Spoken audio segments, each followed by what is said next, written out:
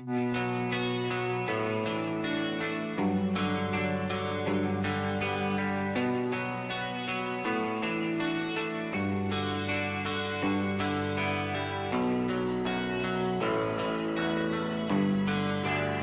are you feeling?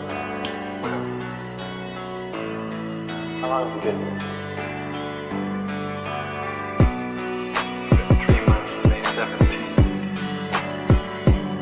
And what brought you here? That's difficult to answer.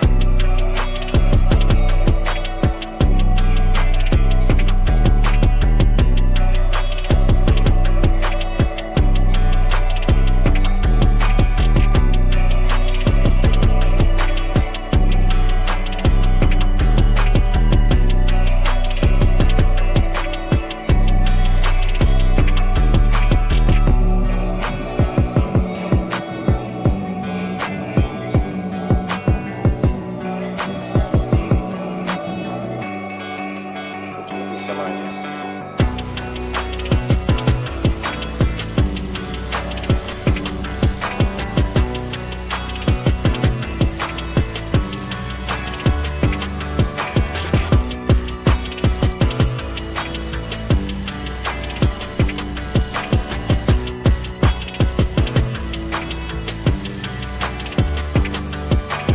I am not completely like other people. What do you mean by that? People dislike me because I am not completely like them.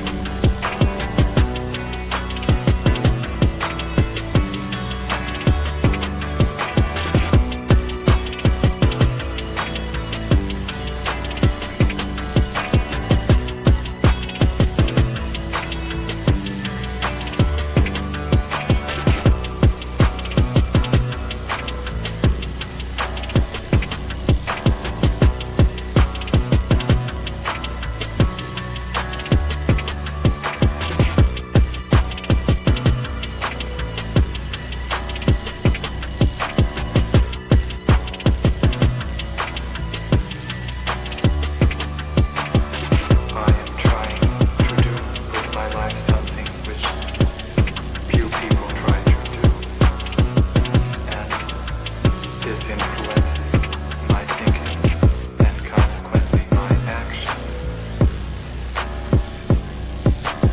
What is it you're trying to do with your life? Play the piano for people. I'm not clear. How is it that playing the piano for people has eventually resulted in your being here in the hospital?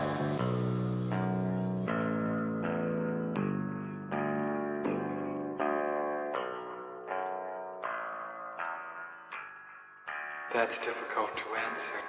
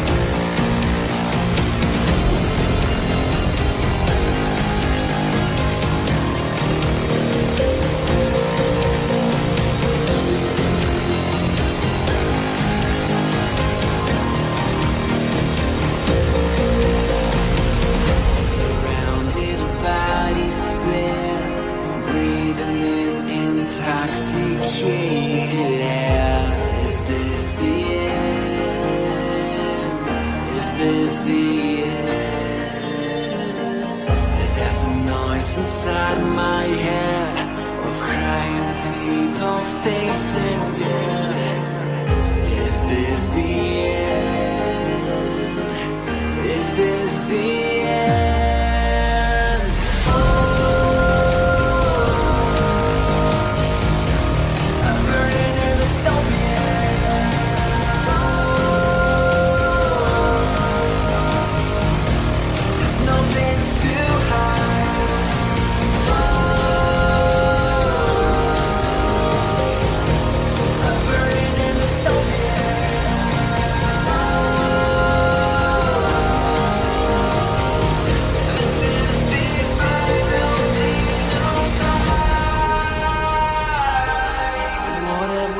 To the world,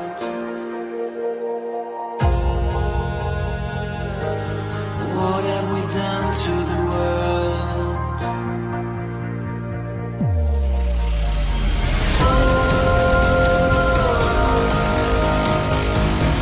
I'm burning in the stone.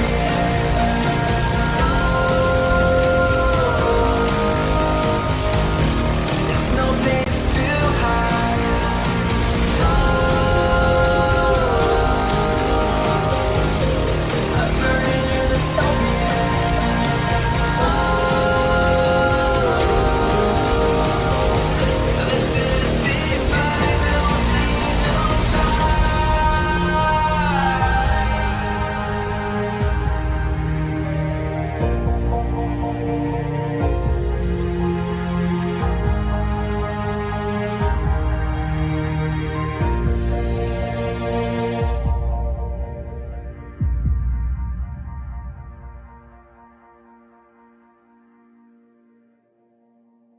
He's calling out cults and conspiracies wild, Gnostic sex cults and theories compiled. But one question's raised and it's blocked on the spot.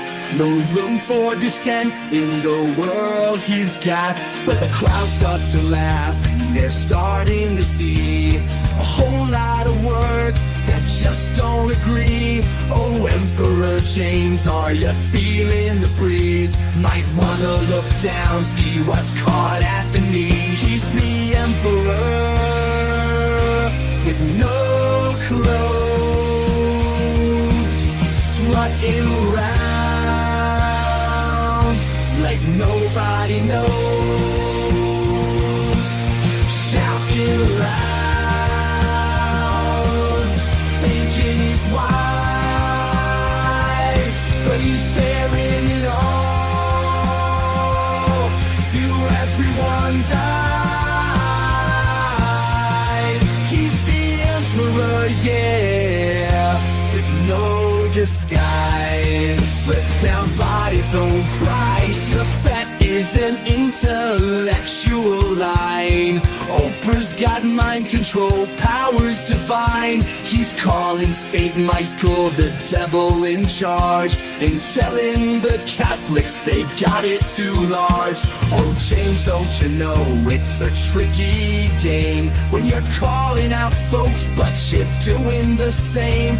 You say it's a truth only you understand, but the crowd's got a mirror showing just where you stand. He's the Emperor with no clothes, strutting around like nobody knows, shouting loud, thinking he's wise, but he's bearing it all to everyone's eyes.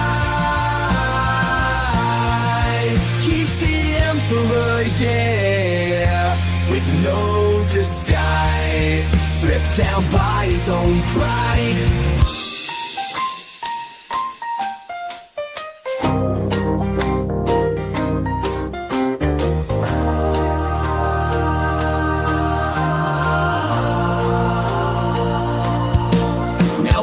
Start to fade and the truth comes around. His theories unravel like thread hands on the ground. The court starts to giggle.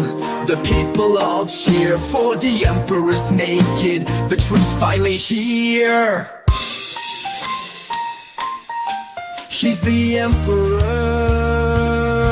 with no clothes, strutting around like nobody knows, shouting loud, thinking he's wise, but he's bearing it all to everyone's eyes.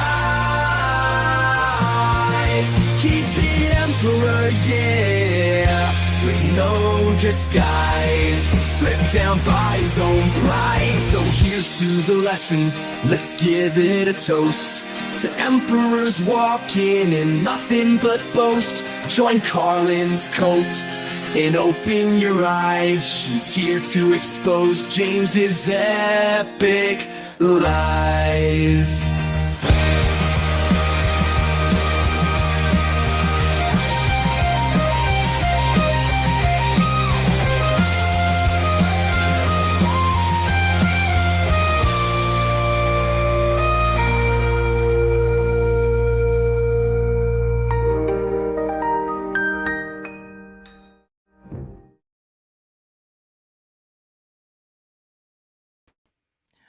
What up, everyone? Welcome back. Welcome back to those early birds who hung out with me this morning and watched the RFK confirmation hearing. We had a great old time this morning. It was really entertaining.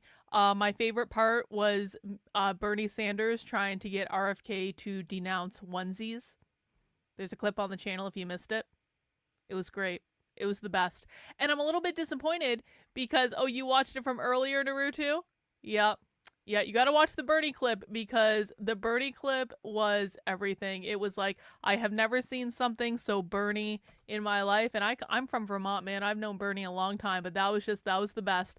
You know, and I'm a little bit disappointed because tomorrow RFK, I think, has another day of questioning scheduled. I mean, that was what was on the schedule that I saw. And but we also have Kash Patel that we're going to be watching tomorrow. So we will be doing another round of confirmation hearings tomorrow. My plan is to watch Kash Patel's confirmation hearing that is supposed to start, sadly, at 9:30 in the morning. 9:30. I'm going to have to get up so early. It's going to suck. But I'm going to do it all for you guys. And if that doesn't go so well, Tulsi Gabbard is supposed to have hearings tomorrow. So there might be a lot. Who knows what tomorrow will bring. But, you know, we do have to keep on our usual schedule. And I did promise you that we're going to be revisiting. Not that is completely the wrong screen. That was not the correct screen at all. Chrome tab. There we go. Not that there's anything all that exciting on the back end of YouTube, but, you know, there we go. Okay, correct screen. I did promise you guys that we were going to be revisiting this Israel Lobby and Academia documentary. We watched the documentary part of it on Monday, but the documentary part was about an hour long, and it was fascinating. And if you guys didn't see the documentary part, I highly, highly, highly, highly, highly recommend going back, watching the documentary part. And I wasn't even sure I wanted to watch the discussion because the second half of this video was a panel discussion, and I was kind of like, you know, this documentary was screened or at least uploaded online 3 years ago. It was actually made about 10 years ago. A little less than 10 years ago, maybe like 8 or 9 years ago. And the reason that's incredible is we are seeing exactly the same language from the pro-Israel lobby today as we were almost 10 years ago, except that was before October 7th. And isn't it interesting that they are literally using exactly the same language today with like no deviation, the same strategy, the same language, the same talking point, and they were rolling this out 10 years ago to try to pressure certain states into making harsher anti-Semitism laws, where they basically went around to these college campuses and they astroturfed protests, and that means they basically funded it to look like there was student oppositions to things, but there really wasn't. It was all fake, but they did that so then they could go to the campus and say, you have a rising anti-Semitism problem. And it turns out the University of Tennessee, the Jewish students at the University of Tennessee, when they tried to pull this stuff there, the Jewish students were like, what are you talking about? We don't see a rising anti-Semitism problem. But it came from the Israel lobby because they wanted the university to do certain things and teach certain things. They wanted the state to basically, legislate against anti-Semitism on campus or whatever. And so they would stage these fake protests and these fake events, and they would build these websites. And these websites are still alive today, where they're like doxing, I guess, anti-Israel student activists. They're trying to shame them into silencing them. The documentary was really good. We watched the whole thing on Monday on the channel, so if you missed it, you can go back and watch that. And there was a panel discussion afterwards, and we didn't get a chance to watch it because I had something else I had to do, but I promised people, because we liked the documentary so much, that we would come back and watch this afterwards. Well, that's not actually why they have it unlisted. So Verso does have it unlisted, but it's because they did an event with this where the audio didn't work so well, and so this is kind of like a re-upload, but they do actually have a public one on their YouTube channel. That was the original one that I found, but it linked me to this one where the audio is better. So that's why it's unlisted. It's really not, it is actually public on their YouTube channel, just a different file. So we're going to watch this today. I don't really have too much preamble, just a couple of quick things. Number one, of course, always make sure you are subscribed to my Substack, which you should be seeing on the screen right now, but are not seeing on the screen right now. There it is. Please subscribe to my Substack. That is Carlin, KARLYN.substack.com. You can sign up for free email updates. Every time I post new stories or videos or podcasts on the Substack, you'll get an email, you'll get a notification in the Substack app. I highly recommend everyone who likes my Substack, make sure you get the Substack app. It actually does a really good job. It can even read the articles for you. If you don't feel like reading it yourself, there's now a feature where you can just have it like automatically with AI read the articles for you, which is really great. I used to like record podcasts of these articles so that people could have an audio version, and now I don't have to because it automatically has an AI, which is nice for you guys if you prefer more of like a podcast version. Lots of new stuff that went up last week on the Substack. Still have some stuff coming up this week as well, so there will be more content on there. But one of the things you can do is support my work on the Substack by signing up for $8 a month, $80 a year. One of the benefits you get when you become a supporter of my work on this Substack and in my locals community, if you want it, is you get access to my supporter Discord. Now, we have 3 movie nights coming up this week in the supporter Discord. If you've never been to a movie night, I highly recommend you check it out. They're a lot of fun. We do trivia. There's always it's always an interesting thing. It's not just we sit down and watch a movie. We talk about the movie. There might be music related to the movie, stuff like that. So it is kind of like a nice little break. And there are 3 of them coming up this week. So on Saturday, we are having the world premiere of what will become a monthly movie night in my Discord, which is kind of like a Mystery Science Theater 3000 takeover. And this is going to be hosted by Mr. Jennifer, who is Jennifer's husband. Jennifer, of course, is the main movie night host in the Discord. She basically runs my Discord. I have to ask for her permission to do things. And so she hosts movie night on Sunday, but her husband for years has been haranguing her to try to do a movie night where basically he gets to watch the worst movies in the world and like these cult classics and just these awful movies. And he's calling his movie night B's, C's, and Double D's. And they're going to be premiering it on Saturday after Socialism Saturday at 9 p.m. The first movie is going to be Meet the Feebles. I'm assured that it is disgusting. And they're going to be doing like a Mystery Science Theater 3000 takeover, doing commentary over the movie, and I think someone from the community gets to join as well. So that is going to be premiering on Saturday in the supporter Discord if you'd like to take part in that. On Sunday, we've got our regular movie night at 8 p.m. We are kicking off Romance Movie Month because it is going to be February by the time we get to Sunday. And so I finally, at long last, after 3 years of asking Jennifer, I finally get to watch Dirty Dancing on the movie night in my Discord, which is, a classic. Come on, it was a movie of my formative years, okay? And so we are watching Dirty Dancing on Sunday at 8 p.m. and I don't want to hear any complaining. This is Romance Movie Month and it's the way it goes. Also, Mac B, who hosts Monday's movie night, which is Monday at 9 p.m. after our supporter call.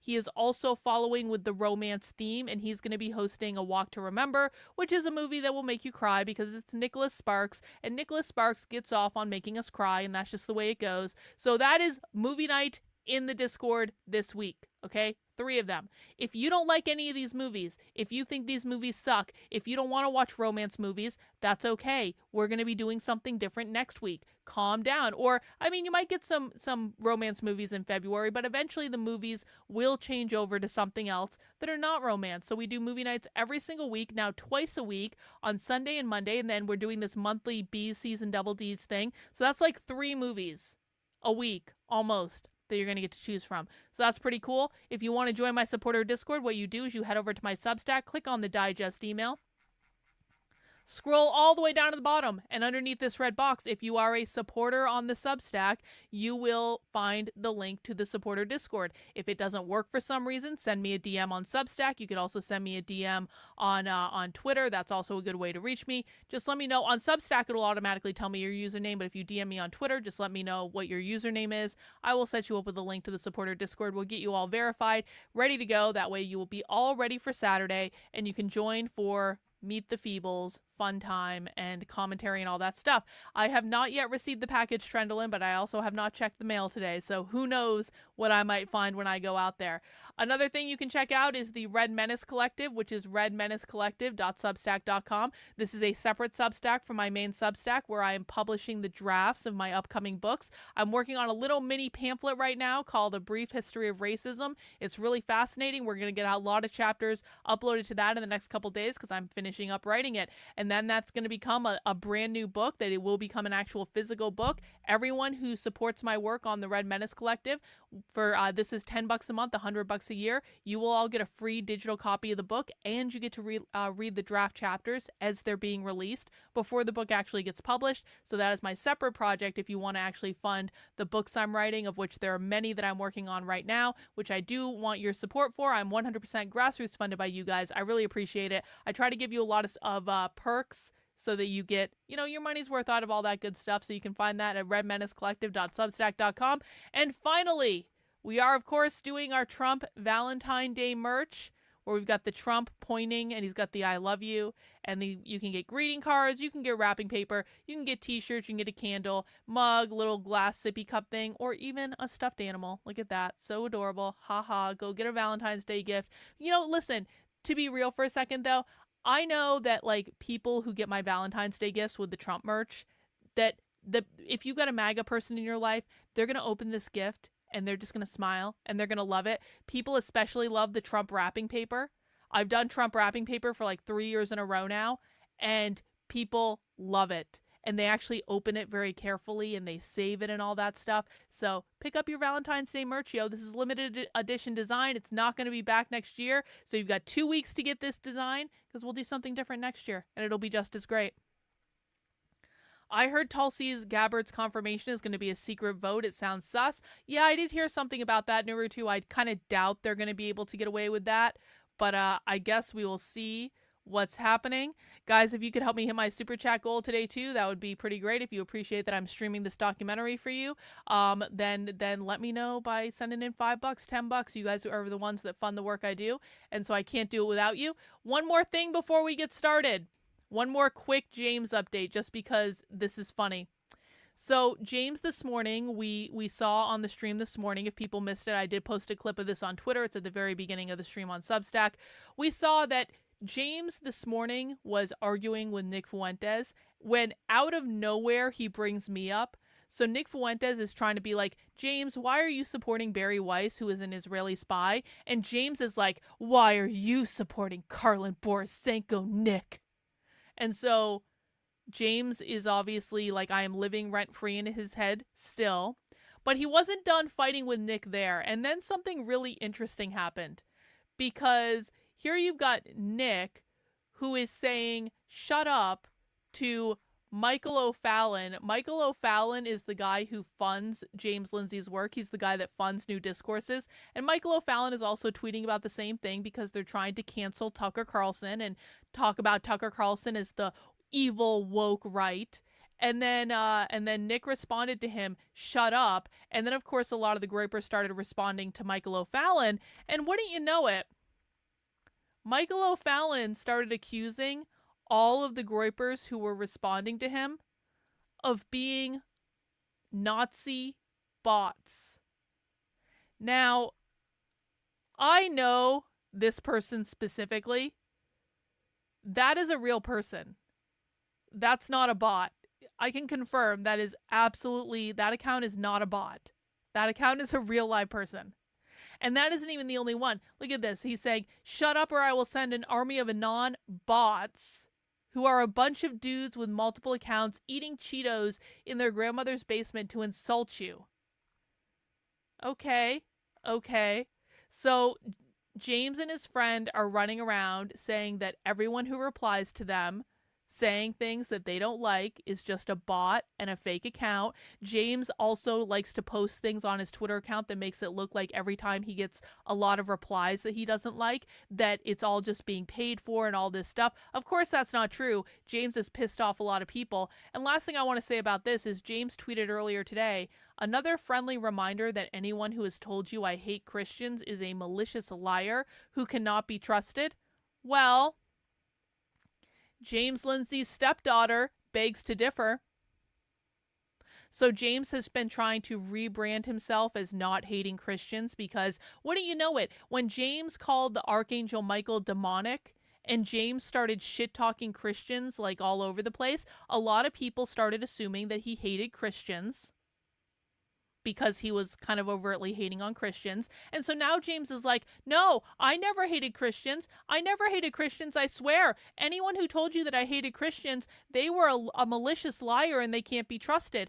Well, guess what? This is James Lindsay's stepdaughter. We've become acquainted with her lately. This is her account on the internet. This is 100% James Lindsay's stepdaughter.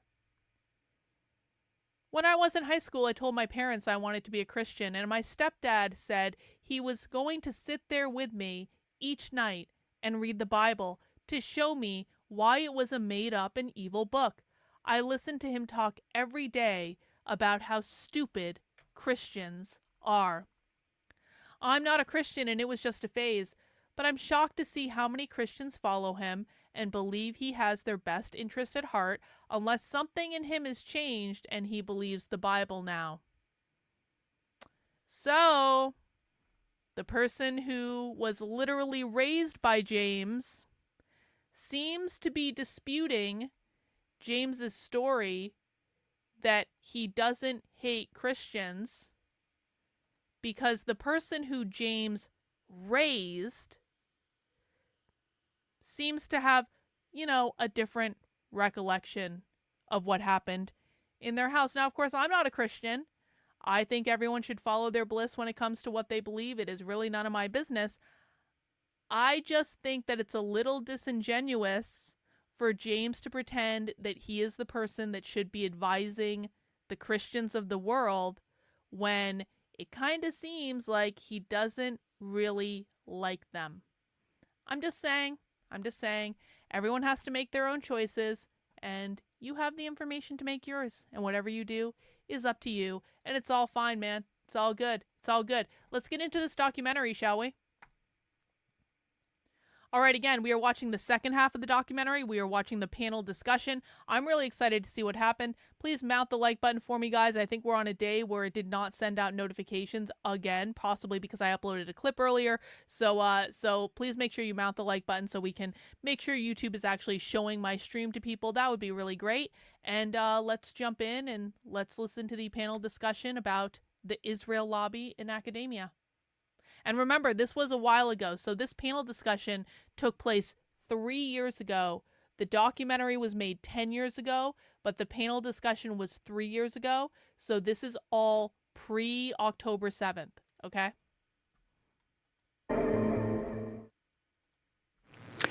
Hi, everybody, and welcome back. My name is Fawn, and thank you for attending this live screening of the Lobby USA. This is a special 1-hour cut prepared by one of the people involved in the creation of the documentary, Karen Holmes, who is present with us right now. And I also apologize if you saw some choppiness in the video. We will edit it and re-upload it in the YouTube channel, the same Verso Books YouTube channel, and you should be able to see it smoothly if you want to review it again tomorrow. And now that the screening has concluded, we are going to switch to a live panel discussion.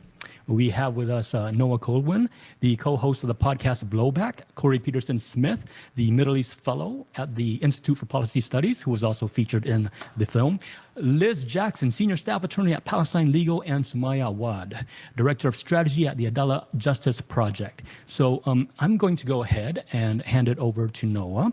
And if you have any questions, feel free to post it in the chat, in the YouTube chat. I want to introduce Noah, who is the co-host, as I mentioned, of the political history podcast Blowback. He's an editor at The Drift and Jewish Currents.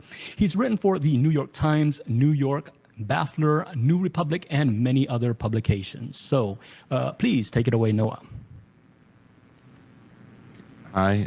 First, I just want to say thank you to Karen Holmes for asking me to be on this panel, and to all of the event sponsors for putting this on, to Sumaya Awad, Liz Jackson, Corey Peterson Smith for participating, and everybody tuning in online. So thank yous all around. The first thing I want to do, for the sake of clarity, is to define some of what the viewers just saw in this portion of Al Jazeera's Lobby documentary, and to add some context around the edges. I apologize if I repeat things that others will be saying, or repeat some of what was in the movie. And then for the second half, I want to talk about the political dilemma posed by the Israel lobby vis-a-vis charges of anti-Semitism. Accusations of anti-Semitism as a way of diffusing, marginalizing, and attacking pro-Palestinian voices, and frankly Muslim voices more generally, are a difficult but not new challenge. But the immolation of the British Labour Party was, I think, a real wake-up call for people on the lookout for the political weaponization of anti-Jewish bigotry, as are the persistent campaigns against BDS supporters. And of course, one of the primary venues where literally millions of dollars get spent for this weaponization is on college campuses. So now to my first point, the Israel lobby. At large, what are its constituent parts, and how are they mobilized?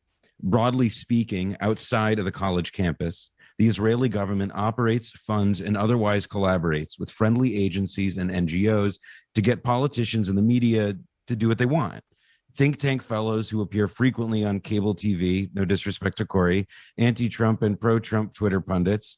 The Israeli government and its friends in the UAE and Saudi Arabia have helped nurture awful American bipartisan foreign policy, both on the airwaves and on Capitol Hill. AIPAC, quite famously, is the most effective bundler of money on behalf of pro-Israel politicians. Though nobody in Washington talks like it's greasy cash for influence lobbying, that's what it is. And this component of the Israel lobby helps explain why the Israeli government's agenda is never far from Washington's mind. But the lobby isn't just a force present in DC. As we know, part of what makes the lobby so powerful is that it can shape politics in state houses and universities around the country, with anti-BDS measures and fines for saying Free Palestine and so on. The anti-BDS laws, however, and the fines are a harder sell. They proliferate primarily in red states, though you can find them in Democratic strongholds, and they are very threatening, as I'm sure Liz Jackson can say more about, but they are difficult to enforce. And there was this recent federal court ruling striking one law in Arkansas. College campuses, though, where minds are molded and blah, blah, blah, this is more nebulous and thorny territory. The facts are just as dark, frankly, and yet mostly the media and political establishment look the other way. Why? That's because if we were to talk about the Israel lobby on American campuses plainly, it would sound something like this. On college campuses, the Israeli government, through intermediaries and allied interests in the United States, has for years conducted campaigns of surveillance and suppression against left-wing and minority student activists on campuses across the U.S. As viewers just saw, Julia Rifkind, an Israeli embassy staff member, told Al Jazeera's reporter that she gathered intelligence and then kicked this intel to the Ministry of Foreign Affairs and the recently shuttered Ministry of Strategic Affairs. To do this work, she used methods like creating false social media profiles to join Palestinian solidarity groups like one at Texas A&M University. The Israeli Ministry of Strategic Affairs no longer exists, but it was, when it functioned, a hub for coordinated action against Palestinian solidarity movements around the world. If this were Russia, there would have been congressional hearings by now, Magnitsky Act sanctions against the Russia on Campus Coalition associates, and likely some very dramatic headlines in the New York Times and Washington Post. Shadowy Russian ministry funds NGOs that spy on American college students. You get the idea. The most galling tendril of the Israel lobby, perhaps, though, is Canary Mission, an anonymously run blacklist website that has targeted SJP activists, Muslims, and anti-Zionist Jews. I'm sure it's familiar to many of you. But while some of the intermediaries for these really heinous actions are groups like the Israel on Campus Coalition, who are in turn tolerated, if not nurtured, by more mainstream American Jewish umbrella groups like Hillel International. It is here that I want to turn to my second point. In 2018, The Forward reported that one of Canary Mission's major donations was from a Jewish philanthropist routing it through the San Francisco Jewish Federation. The chairman of the board of the Israeli so-called charity discovered to be operating Canary Mission was the Bay Area mega landlord Jacqueline Safier, who at the time of The Forward's reporting sat on an advisory board to UC Berkeley leadership. Also, earlier this year, she was teaming up with the UC Berkeley to evict people in the pandemic. I learned this today as well. And a former board chair of this charity had also once been Richard Rosenberg, an ex-CEO of Bank of America. So just what I'm saying simply is this. Some of the most extreme action against Palestinian activism on campuses has not just come from the Israeli government and puppet groups and lanyards in DC. It's coming from the pockets of some of America's most wealthy and powerful people. Where have I heard this before? Where have I heard this before? Pushback against college students expressing opinions that the Israel lobby doesn't like is met with a billionaire from the finance world coming out and funding basically PR campaigns to push back and dox students for expressing opinions they don't like to try to silence them. Where have I heard this before? Why does this sound familiar? Why does this, literally this exact tactic, why does this sound familiar to me? Does anyone have any ideas? Remember, this was 3 years ago. This was before October 7th. And they're talking about how one of the things that the Israel lobby has is this thing called Canary Mission, where they're basically trying to pressure students they don't like into silencing themselves through doxing them, through dragging their name through the mud, that sort of thing. And they traced it back and they found that maybe it lands in Bank of America's pocket with the CEO. So you've got a CEO of a big-time finance company or bank in this case funding these activities. Where else have we heard this before? This was 3 years ago. Where else have we heard this before?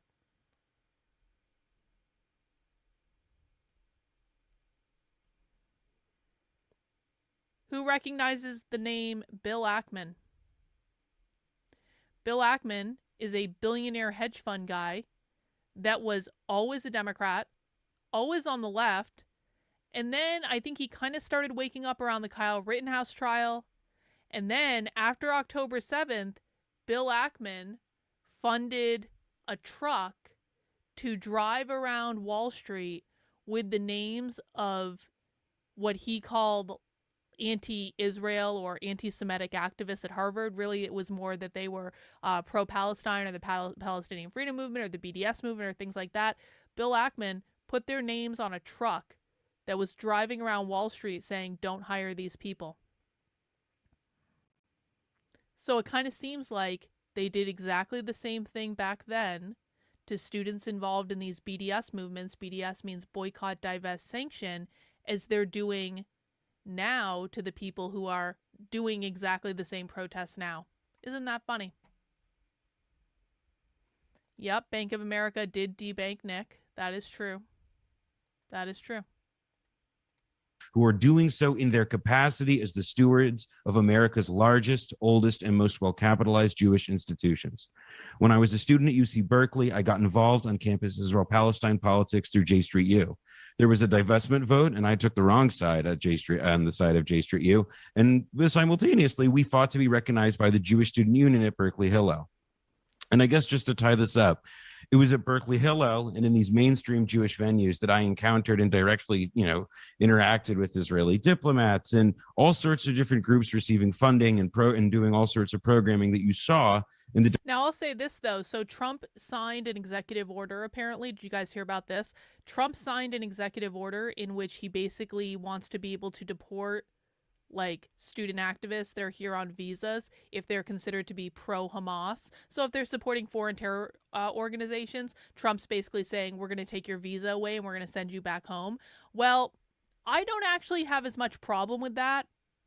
And do you want to know why I don't have as much problem with that? Now, listen, I don't like that they're targeting speech they don't like. I think that it's very important that we be that things like this be speech neutral, to be honest with you. But the people involved in what they call the anti-Semitic or the anti-Israel protests, the pro-Palestine protests, however you want to frame it, the people involved in those protests are radical revolutionary socialists. And so while the right is lying about what they're doing, they're not anti-Semitic at all. They have Jewish people involved in the protests. It doesn't make sense to call them anti-Semitic. While the right is lying about that, I actually still don't care that they're getting deported because they're radical revolutionary socialists. And so even though I don't agree with the reason why they're getting deported, I still have no problem with it because at the end of the day, that's less radical revolutionary socialist activists, and that's a good thing. Documentary just now.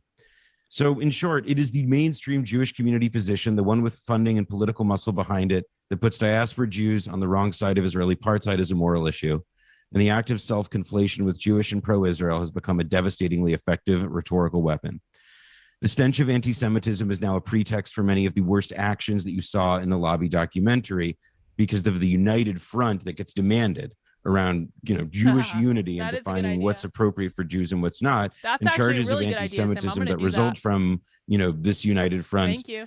I mean, it's effectively, the fiction is that if a majority of press releases from Jewish organizations say something is anti-Semitic, then it's anti-Semitic. And so now I think that this tension, having revisited the documentary today after viewing it for the first time in some time and sitting with some of the events of the last year, that was sort of what I was weighing with and wanted to contribute. So I'm sorry if I went over long. I wasn't sure what the time was. Didn't have a timer going, but thank you. Thanks, Noah. It was totally fine. That was Noah Colwin, co-host of the podcast Blowback. Up next we'll be hearing from Corey Peterson-Smith. Corey is the Michael Ratner Middle East Fellow at the Institute for Policy Studies. He researches and writes about U.S. militarism and foreign policy in the Middle East with special focuses on the struggle for Palestine and the war on terror.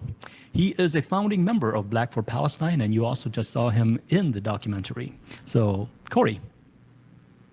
Thank you. And I've got to say thank you, Noah, for those remarks, for your clarity, for your honesty, and gratitude that you're on this side now and we're all on the same side here.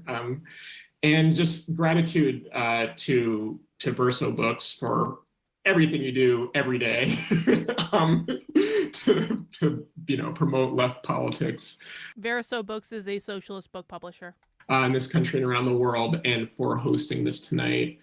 Gratitude to my fellow panelists, Noah, Sumaya, Liz, Karen, for this incredible film. The organizations represented here, Jewish Currents, Palestine Legal, Adala Justice Project. This is like a really special gathering, so I'm really honored to be here.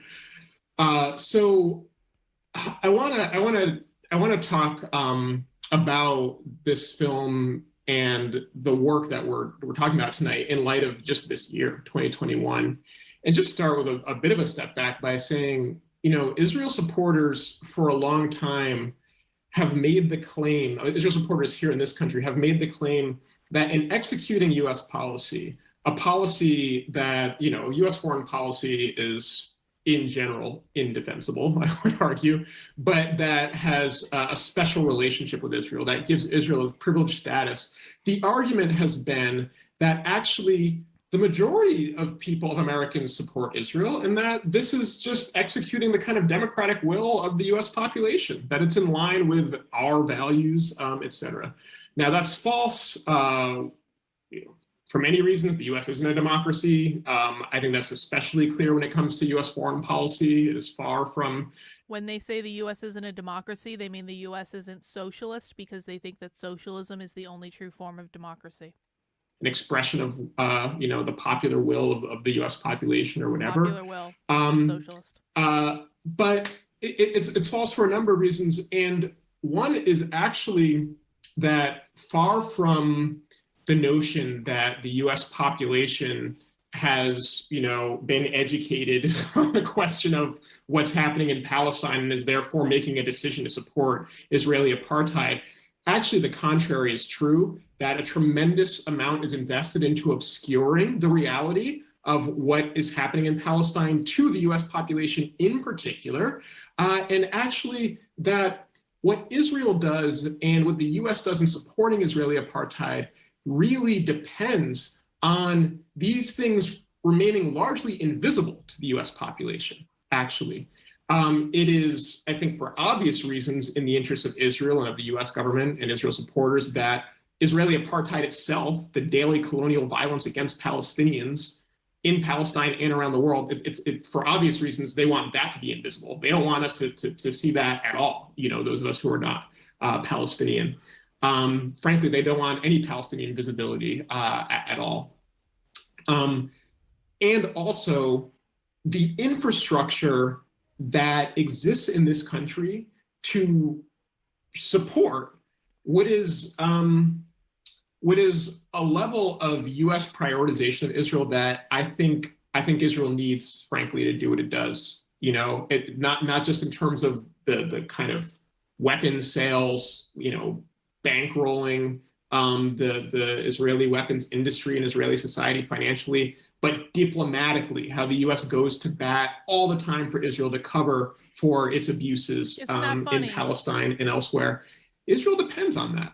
And there is an infrastructure here to assure that kind of thing keeps happening, that they want invisible as well. This is why, if you are or have been a student and you have tried to find out if your university is invested in Israel, they are not open about that. They're very cagey on every campus in this country, right? That's not accidental. They want to keep those things obscured. So crucially, I think the lobby itself, what was detailed in this documentary, this lobby that suppresses criticism of Israel. The left is so fucking close to having this figured out. They're like right there in terms of having it figured out. They're never going to go the extra mile to really swallow the red pill, but like, they're so close. We've seen this with socialists so many times where they get right up to the tipping point of figuring this out and they just can't push themselves that little extra step. That is meant to be invisible. And that's why this documentary is so extraordinary. Every time I watch it, it's just unreal what is revealed there. So that's the background. And I think, and I say this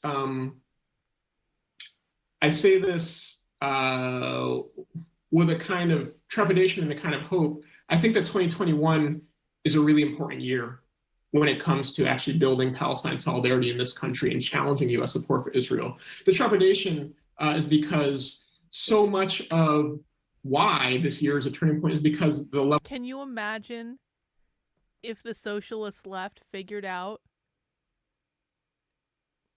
that they could actually have a lot of allies on this front, but that they would literally have to work with the fascists? Because they really could. There could be an alliance in regards to the power that the Israeli government has in America, in regards to even the Palestine thing, because a lot of people on the dissident right want the Palestinians to stay there. In order for the Palestinians to stay there and not come here, there has to be a place for them to go, right? There could absolutely be an alliance there, but it's like the socialist left has to figure out that the people who they think are their darkest enemy, sometimes life makes for uneasy alliances. But they're not going to get there because that might actually be just a step too far for them. But it's like, it's right there. It's right there. The biggest problem in the room that both sides can actually agree on. We might not agree on a lot of other things, but we might agree on this. The level of Israeli violence is just so severe. And frankly, they're gearing up for more violence. That's horrifying. But I say it with hope because because I've actually been heartened by what I see as a new conversation in this country about Israel, about Palestinians, and about US support for Israel. I think so much of that has to do with last year, when we had the largest protest wave in US history, these Black-led uprisings that were about racism and were not only about interrogating the incidents of what happened in Minneapolis with the murder of George Floyd, or in Louisville with the murder of Breonna Taylor, but we're actually about interrogating something deeper. I think really we're getting at the racist nature of this country. It was a conversation where we're talking about the history of policing rooted in slave patrols. It was a conversation where that produced finally the end of the Confederate flag as part of official state flags in certain parts of this country, right? This pointed towards something. The history of policing is part of slave patrols, the fact that we're in a fundamentally racist country. That's all radical revolutionary socialist talk, because they believe that the Constitution is grounded in capitalism. They believe that America was created on capitalism. That's why they need to overthrow the Constitution and overthrow the United States government in order to achieve their Marxist revolution. They also believe that the police came from slave catchers and that they are the managers of private property because slaves were private property. Slavery was created by capitalism, which is called defined as private property ownership. Slaves were literally owned as property. Therefore, the police that came from the slave catchers were guarding or managing the private property. That's why they're a fundamentally racist institution. Listen again.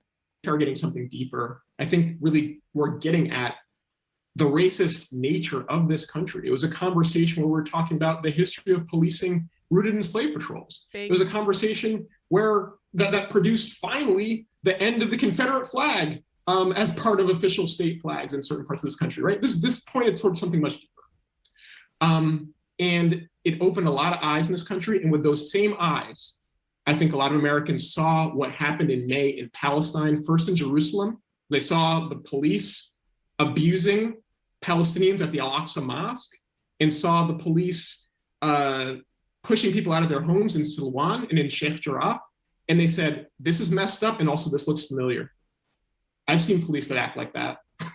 And a lot of people were not surprised then to find out that's not a coincidence. Actually, Israeli police and American police train together, right? That is actually true. So that is actually 100% true. There are multiple cities in the United States that bring Israel over to train their police. Chicago being one of them. Yeah, I think that this is a context for a new conversation in the US. It is the context for Ben and Jerry's decision to say, you know what, we can no longer, we cannot square with our values selling our products in the occupied Palestinian territories. That was the context. And then it's the context for Israel's reaction, which I think has only further revealed the infrastructure that they have built, particularly when the Israeli ambassador to the US says, I am reaching out to 35 governors so they can follow through on legislation in 33 states in this country targeting boycott, divestment, and sanctions campaign. That's a revelation. A lot of people don't know that they have been quietly passing anti-BDS legislation state by state. Shout out to Palestine Legal for tracking this and always calling attention to it. And now a lot more people know. So whatever. Thanks to the Israeli ambassador, I guess, for calling attention to that, and really for, I think, putting the ball in our court to say, what are we going to do about this? Because they're revealing this, and I think that means that now is the time for us to push. I think that what we're in is Israel's nightmare scenario, actually, where we have, first of all, after years and decades of work led by Palestinians themselves, we actually have Palestinians in this country in a different position to speak for themselves about what is happening. We have Ayman Mohyeldin at MSNBC, who knows a thing or two about what's happening in Palestine. And when Israel bombs Gaza, can speak to that, and can question guests, right? We have Nora Erekat, who gets interviewed on CNN to comment on what's happening in Palestine, right? So that's one thing. And we have a racial justice movement in this country that is not only reframing and educating people about anti-Black racism, about anti-Asian racism in this country, about anti-Indigenous racism and colonization, but is also informing how people look at Palestinians and people all around, other people around the world who are on the receiving end of the violence that the US carries out and supports. So, you know, I think that they put these anti-BDS measures in place as insurance against this precise moment. And I think that it is our time now to push.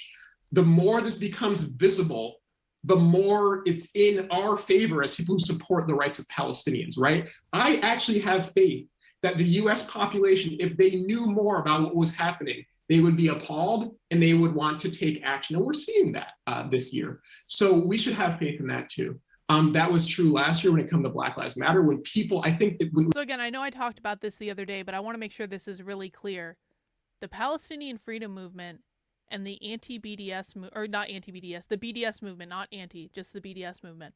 The Palestinian Freedom Movement and the BDS movement existed long before October 7th. So one of the talking points that conservatives have run around with in regards to the campus protesters is, you know, how did they get up and running so quickly? They must have these big funders. They must just be taking all this money. That's how they got organized so quickly. They didn't get organized quickly. They were already working together. They were literally working together for years. The BDS movement is what ran the campus protests. BDS means boycott, divest, sanction. It's all about stop giving money to Israel. Essentially, BDS movement, and we learned about this in the documentary on Monday, Suzanne, is it's basically a student movement to get universities to stop funding Israel in one way or another, either by boycotting them, divesting from funding they're already putting in, doing sanctions, stuff like that. That's what that means. So the the pro-Israel lobby hates the BDS movement. This is what this documentary was about the Israel lobby going after the BDS student protesters. So fast forward to today. This panel took place in 2021. The documentary was filmed almost 10 years ago. Today, or at least last year, we saw these campus protests spring up, and we saw protesting spring up right after October 7th, and everyone was like, how did they get this done so fast? It must be because George Soros funded it. These groups were working together for years. It didn't just pop up out of nowhere. It's an ongoing campaign, and it's been an ongoing campaign probably for at least 20 years. So, again, this is another instance where conservative media, in order to shill a political narrative, has flat out lied to their audiences. They've lied to them. Anyone that says, this is just a movement that just sprung up out of nowhere. No, it wasn't. It was around for a long time. When people saw that video of George Floyd being murdered, it did something. And once it was revealed, people were compelled to act. And I think that the more people in this country see what's happening in Palestine, see it, they are compelled to act. So it's on us to push. Campuses are crucial for that. That is why they invest so much in making sure that we don't know what's happening on campuses and campuses' investment in Israeli apartheid. But we should take that investment on their part as an endorsement or a vote of confidence in our ability, in how important what our work is, actually. If what we do wasn't so important, they wouldn't work so hard to counter it, right? So I know this is a difficult time. It's a difficult time in Palestine, but I really do believe that we are a year closer to ending US support for Israel, and that means a year closer to a free Palestine. Thank you. Thank you, Corey Peterson Smith, Middle East Fellow at the Institute for Policy Studies. Up next, we have Liz Jackson. Liz is a founding senior staff attorney for Palestine Legal. Her work focuses on building a network of movement lawyers who support activists organizing for Palestinian freedom and related justice movements. She defends the right to boycott, bolsters the free speech rights of students, professors, and activists, documents the chilling effects of repression campaigns, and creates ways for lawyers to strengthen movements for liberation. Take it away, Liz.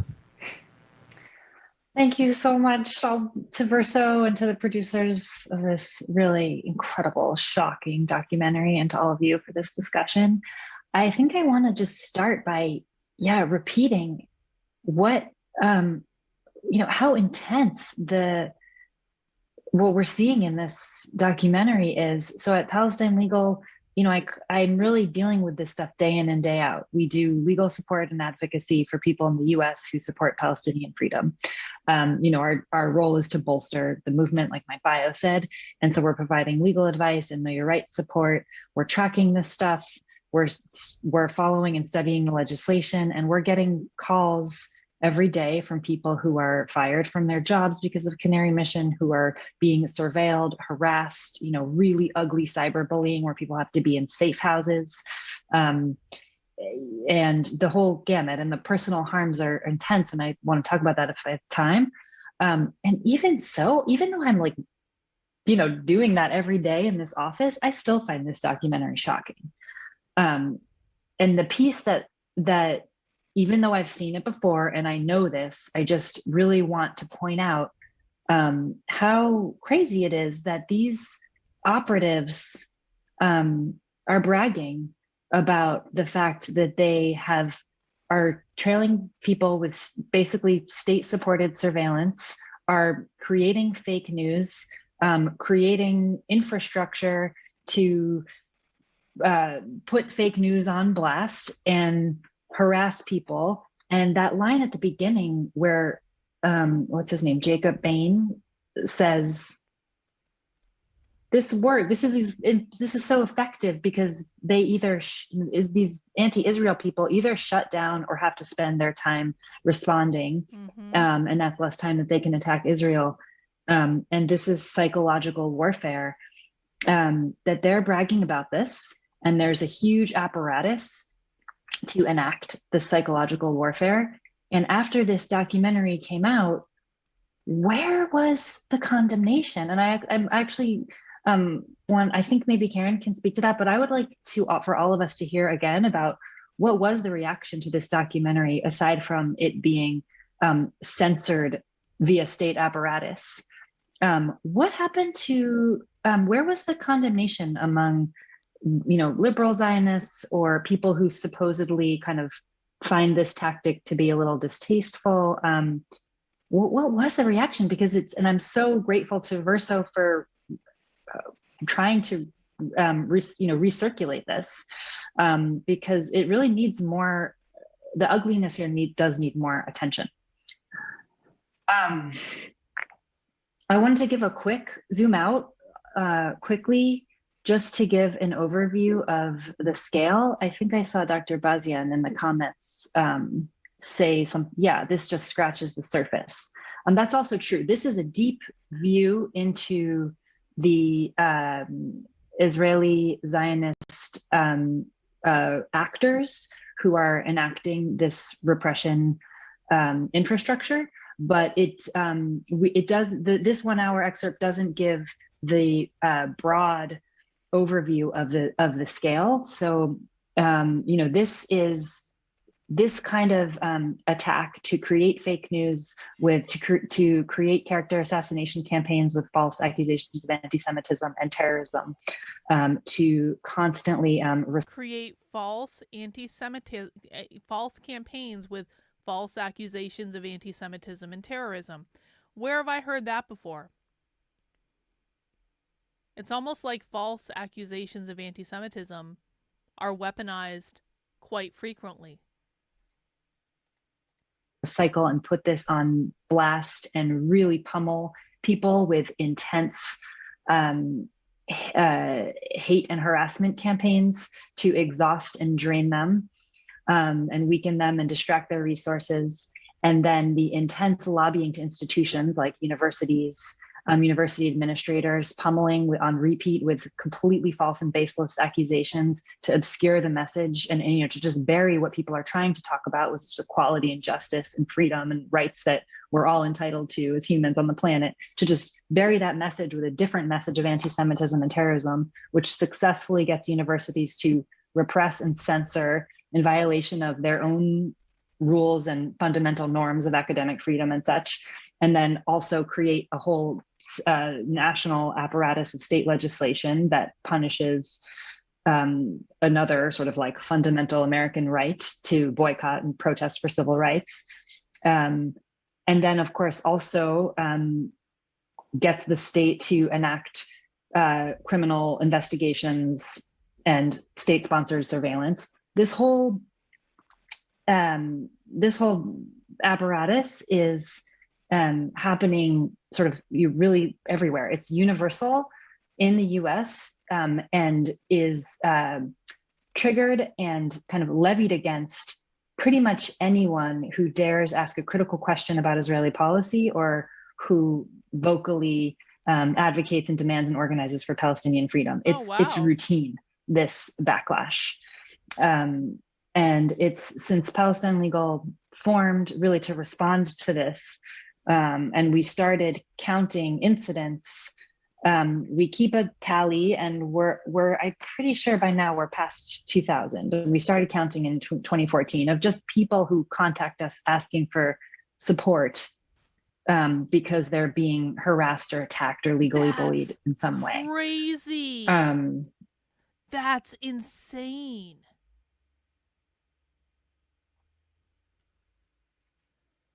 The pro-Israel lobby is going after thousands of individual college students for saying things they don't like. And this was before October 7th. That's insane. I wonder, I mean, I would love to see those numbers now. How many are they going after now? And they're having to do both the left and the right now. And this spring, of course, was very intense, as people in the US and, around the world and also in the US reacted to Israel's intensified colonial violence and the bombings in Gaza. Again, I think this Bill Mullen professor is quoted as saying this, of course, people can, the lobby in the US cannot react by defending the bombing of Gaza. Instead, they just react with character assassination attempts. And I think, what did Bill say? Trying to make our lives miserable, or they can try to destroy our lives, but they can't defend the bombing of Gaza. So this really intensified this spring. And Palestine Legal then in turn, really, we saw a very clear uptick in the intensity and scale of repression with basically, campaigns targeting corporations, a lot more people fired, a lot more accusations of anti-Semitism and terrorism, and people who, beyond the kind of usual suspects of campus activists, but really regular folks saying this is wrong on the internet in some form, are now kind of caught up and being fired and or otherwise targeted with harassment campaigns. So we've gotten a lot of calls from regular folks like Facebook, members of Facebook moms groups, or, a farmer, cook,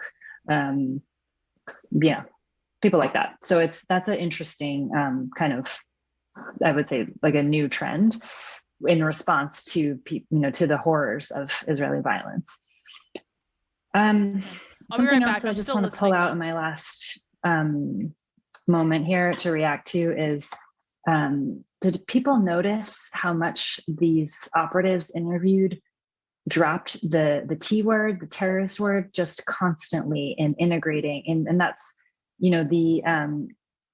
just really dehumanizing social justice, freedom, equality activists into violent people, and just being able to invoke all of the racist state violence threats against people by using the T word, and how often that is part of the scare and how intimidating that is, and how much that does drain people, because it's such a terrifying accusation with the state apparatus behind it.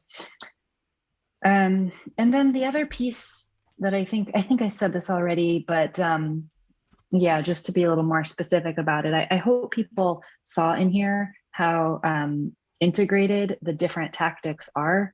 So there'll be this, on the one hand, like anonymous websites, and then a targeted Facebook ad campaign sort of pummeling someone, and how that is the creation of a false story that this certain type of anti-Semitism, anti-Zionism is all over, and there's an epidemic.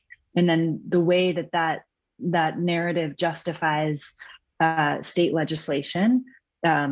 Yes, of course, federal, criminal investigations, or official institutional censorship, and then of course how that generates self-censorship. That all of these tactics really work together. And I think I'm out of time, but I guess I'll just tag that the personal harm that people experience is really intense, and lives are ruined. And that's one reason why, as I rewatch this again, I think about how shameful that how after this documentary, after this became so clear to watch operatives bragging about this, how little condemnation there was, and that this is a little bit outdated now. You know, a lot these tactics have only increased and only increased their institutional power since then. And then just as a final comment to end on a better note, despite the very painful personal harm that people suffer, this movement in the US is only growing, and that actually this will not work. And our task, I think Palestine Legal's really main mission now, and all of us, is to take this repression and really use it, because what is Israel and its lobbyists and its proxy organizations, what are they trying to hide and crush, and really get under there to elevate, just the same message of why we're here, for freedom for all people. And that is growing, and that has only grown since this documentary. So yeah, and this event helps us do that. So I'm grateful to be in the conversation. Thank you, Liz Jackson, Senior Staff Attorney at Palestine Legal. Up next is, and this is our final speaker for this panel, Sumaya Awad. Sumaya is a Palestinian writer and organizer focusing on Palestine, Islamophobia, immigration, and labor. Sumaya is currently Director of Strategy at the Adallah Justice Project and the co-editor of Palestine, A Socialist Introduction. She's also a member of the New York City Democratic Socialists of America. And take it away, Sumaya. Thanks so much. I'm sitting by the window and it's pouring rain. So if it gets to the degree where you can't hear me because of the rain, please let me know in the chat. Thanks so much for having me. I echo all of the thanks that the three previous speakers expressed, and in some ways feel like I have little to add after all that brilliance, but I'll do my best to offer some tidbits that haven't been touched on. The first thing that actually came to mind when Liz was speaking, Liz, you mentioned, how much they rely on lies, and how lies are sort of used it doesn't actually matter what the truth is, right? That this disinformation can be used to pass legislation, to ruin people's lives, etc. And one thing that I think is very apparent in the film is how there is no concern, there is no interest in the truth. On the side of not just Israel Lobby, but Zionist groups in general, certainly the Israeli government. And that's reflected in several ways. And I want to mention three. The first is that there's no real interest in fighting anti-Semitism, and what is actually anti-Semitic, right? It ends up being all of these lies and smears and weaponization of anti-Semitism against people calling for freedom, calling for rights, things that are liberatory for Jewish people as well. So that's the first. The second is the way that disinformation, smears, harassment, the rewriting of people's actions and people's words to spin this whole new story about what they're fighting for, right? That no matter what Palestinians say and their advocates say and do, they're going to be labeled as violent, as instigators, regardless of what format, what form, what they're doing comes in. And that's the second. And then the third is that there is no mention of what Israel's actually doing. And I think in all of the snippets from the lectures and the little, the conferences in the movie that the different organizations held, different aspects of the Israel lobby, no one actually talked about or mentioned what Israel is doing in Palestine, right? There's no mention of Israeli apartheid. There's no attempt to talk about where that comes from, why these campus groups are saying what they say. There's no questioning that at all. And so as Liz and others said, the conversation becomes not about what do we do with Israeli apartheid? What do we do about the fact that this is settler colonialism? What do we do about the fact that Gaza is an open air prison, that people Israeli apartheid is settler colonialism. That's exactly what they called it after October 7th as well. The reason that they were protesting in favor of the Palestinians was Israel was the settler colonists who came in, stole the land from the indigenous people, privatized it for their use under the oppressive force of capitalism. That's what settler colonialism means. You might also hear them refer to this as colonization, sometimes imperialism, but imperialism is a little bit higher level than that. So you just heard her flat out call the Israelis settler colonists, and this was, again, this was filmed 3 years, 2 years, whatever, 2.5 years before October 7th. So they're using the same language then that they were today. To talk about where that comes from, why these campus groups are saying what they say. There's no questioning. I think I need to go back a little bit more. Hang on. Third is that there is no mention of what Israel's actually doing. And I think like in all of the snippets from the lectures and the little the conferences in the movie that the different organizations held, different aspects of the Israel lobby, no one actually talked about or mentioned what Israel is doing in Palestine, right? There's no mention of Israeli apartheid. There's no attempt to talk about where that comes from, why these campus groups are saying what they say. There's no questioning that at all. And so as Liz and others said, the conversation becomes not about what do we do with Israeli apartheid? What do we do about the fact that this is settler colonialism? What do we do about the fact that Gaza is an open air prison, that people are being killed every day, that children are being detained, and that we're funding it with US tax dollars? And instead it's about, is this or is this not anti-Semitism? So I wanted to point those three out because I actually hadn't thought of it that way until I watched this again and sort of heard the other speakers. And the second point I want to talk about is who's being targeted. I think that the film shows this a bit, but it's important to remind ourselves that the people being targeted, the students, they're students, right? They're people in college. Think about what it was like when you were in college, that are trying to understand the world, trying to understand their politics, trying to understand what it means to build with other people and to engage with ideas and build who they are and how they want to interact with the world. And instead what they find is that there is a group of people that are very well funded that is essentially trying to isolate them from society, right? Because that's what things like Canary Mission do. And the MAC also, this applies to the Grapers as well, just saying. Task Force and others that were mentioned in the film. The goal is to shame these students and to make them feel afraid. And to make them bow out of the work that they're doing, the very heroic, the very incredible work that they're doing. And that's who they're targeting. And, I haven't checked Canary Mission in a while, but a couple years ago when people sort of combed through the profiles, you can see that the majority of them are people of color. Many are women. Majority were Muslim. Again, I'm not sure what it is right now, but that was it at the time. And that's no coincidence, right? They're targeting the most vulnerable people on campus, the ones that are easiest to isolate, easiest to smear. And that leads me to my second point, which is the role of Islamophobia in all of this, and particularly after 9/11. And Liz touched on this with how the T word is just thrown around at anyone and everyone that is involved in SJP or Palestine advocacy. You're either labeled that or you're labeled. It is an epic mindfuck. I don't know how many of you are in this place with me right now, but I feel like I've gotten to the place with my analysis of the left and other things that it always comes back to the definition of words. This is why we harp so much on the language. It always comes back to the definition of words. In researching the little pamphlet-y book that I'm working on called A Brief History of Racism, or something like that, what I've learned is essentially the word racism, from literally the creation of the word, has always been weaponized. It was never about describing a situation that was unfair and saying, look, this is unfair, maybe we should fix it. It was literally weaponized since day one.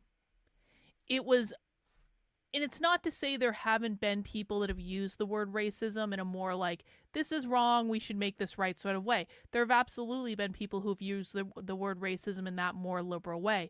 But the people who predominantly directed the evolution of the definition of the term racism, almost every single one of them was using the term in a way that was not meant to describe individuals, that was meant to describe the system, being capitalism, and how the system was inherently oppressive.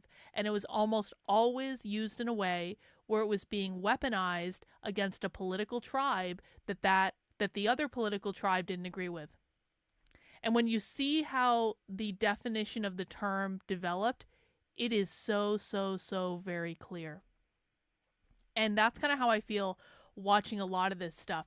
If you can figure out how these terms developed and what the definitions are, you know, I wrote about this on Twitter the other day. I wrote a post that basically said something to the effect of, the world is filled with a lot of different cults. And chances are you're in a cult, by the way. This isn't just a funny name of a show. There is something that is a little cultish about people in my community. We become obsessed with watching the far left. We just want to watch this stuff like all the time, right? And it's like, because once you get into it, it's so shocking that you just want to see like, what's next? So we become a little cult. James Lindsay and the classical liberals are also in a cult. They're in their own classical liberal cult. The Groypers are also in a cult. The Democratic Party is also in a cult. The Libertarians are also in a cult.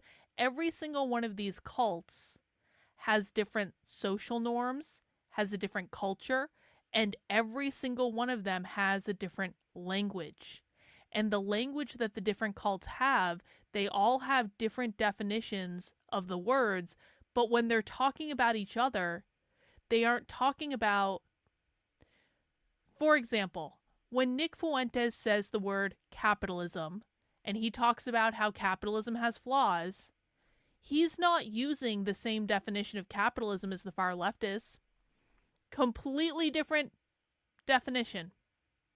And based on Nick Fuentes' definition, yeah, he's right. Capitalism is not the most perfect system in the world, and it does have flaws, and there are things that need to be fixed, and maybe there is a rational case for looking at different systems.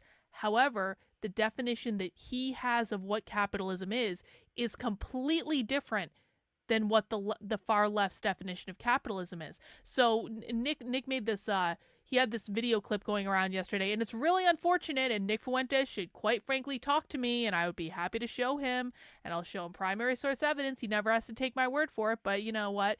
Whatever, he doesn't want to know, that's fine. But he had this clip going around yesterday saying, you know, the Marxists should really work with the Christians. The Marxists should all become Christians. And I was like, Nick, you idiot. No offense. I do adore the boy. But I was like, you idiot. The Marxists are never going to become Christians. That's never going to happen. You don't even have the same definition of the word capitalism. Nick Fuentes has a completely different definition of the word capitalism than the Marxist left has. There's no common ground because you aren't even speaking the same language. And if you aren't speaking the same language as the people that you want to ally with or whatever, that's going to go horribly wrong. You're going to be going like this, and it's going to end up just crashing and burning. And so the first thing you need to do when you're trying to understand different groups is you need to go into their subculture and listen to their language and figure out what are the definitions of the words that they're using. How are they the same as mine? How are they different than mine? You know, both the far left and the far right, both of those groups, they have an issue with the amount of political power that Israel has. And on that issue, they are quite frankly very, very, very, very, very aligned in more ways than they think. Now, they may disagree on every other issue, but on that issue, they're aligned. Can they even recognize that, though? Can they even recognize it if they can't speak the language of the other? This is like someone who speaks Chinese over here, no pun intended, and someone who speaks Russian over here, again, no pun intended. It's like putting a native Mandarin speaker and a native Russian speaker, and they don't speak any other languages, and putting them in a room together and expecting them to be able to communicate effectively. That's what we're talking about. So that's why we spend so much time on the definitions. That's why I get so incredibly pedantic about the definitions. It's not because I'm autistic. Like, this is learned autism at best. It's because ultimately what I've learned is the definitions are all that matters. And when you go back and you look at the development of the terms and you look at where the language came from and you look at what cultural moments produced the language and how did the language evolve, it is almost all in service of the far left cult, to be honest, because I do believe the far left is a cult among themselves. But they really have got us completely gamed, because the far left took words that we all thought we knew, they changed the definitions completely, and their definitions are the ones that have been driven through culture because they're the ones that own the culture. This is why Trump's executive orders are not going to stop the left at all, in any way. They're not bad. It's a good start. I'm actually pleasantly surprised at Trump's executive orders. I've talked about that before, but they're not going to stop the left. And anyone who thinks they are is just being foolish, and they do not understand the game that they're playing, because the only thing that matters in this game is the language and the definitions. Sympathizer, right? And often the sympathizer is thrown at anti-Zionist Jewish groups and individuals who are doing this work. And that's what Canary Mission does, right? Every profile will label someone as a sympathizer or an advocate of violence, etc. And I think that's really important, because it's part of this whole war on terror narrative of if you're labeled the T word, anything against you is justified. No questions asked. It's okay. We can do it. And I think that played a big role in, one, Canary Mission and how it frames all of the people that are profiled, but also the responses on campus, and specifically from campus administrations. Campus administrations are not just idly sitting by watching this take place. They're actually complicit in the crackdown on Palestine solidarity activists. SJPs have had funding withheld, their events canceled.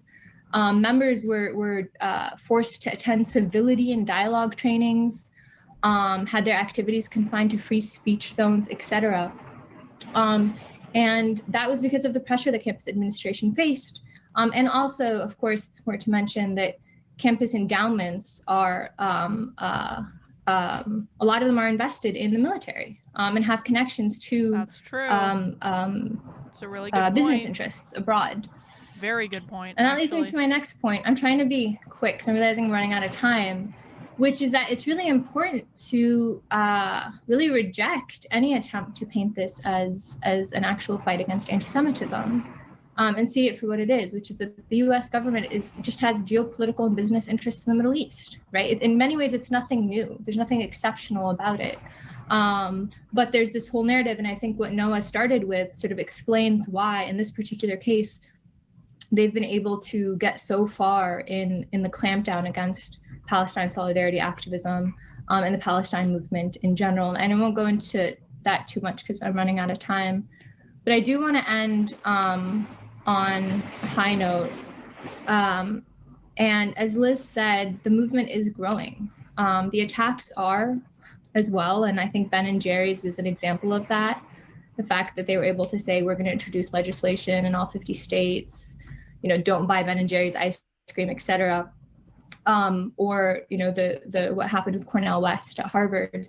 But I think that these attacks show that the movement is growing and that overall the ideological battle, we're winning it, right? More and more people are becoming anti-Zionist. More and more people are questioning Israel and unconditional funding to Israel and Israel's actions. And part of that has to do with what Kari was talking about, the fact that there's a left growing in the US, that people are also questioning other things that they had sort of taken for granted.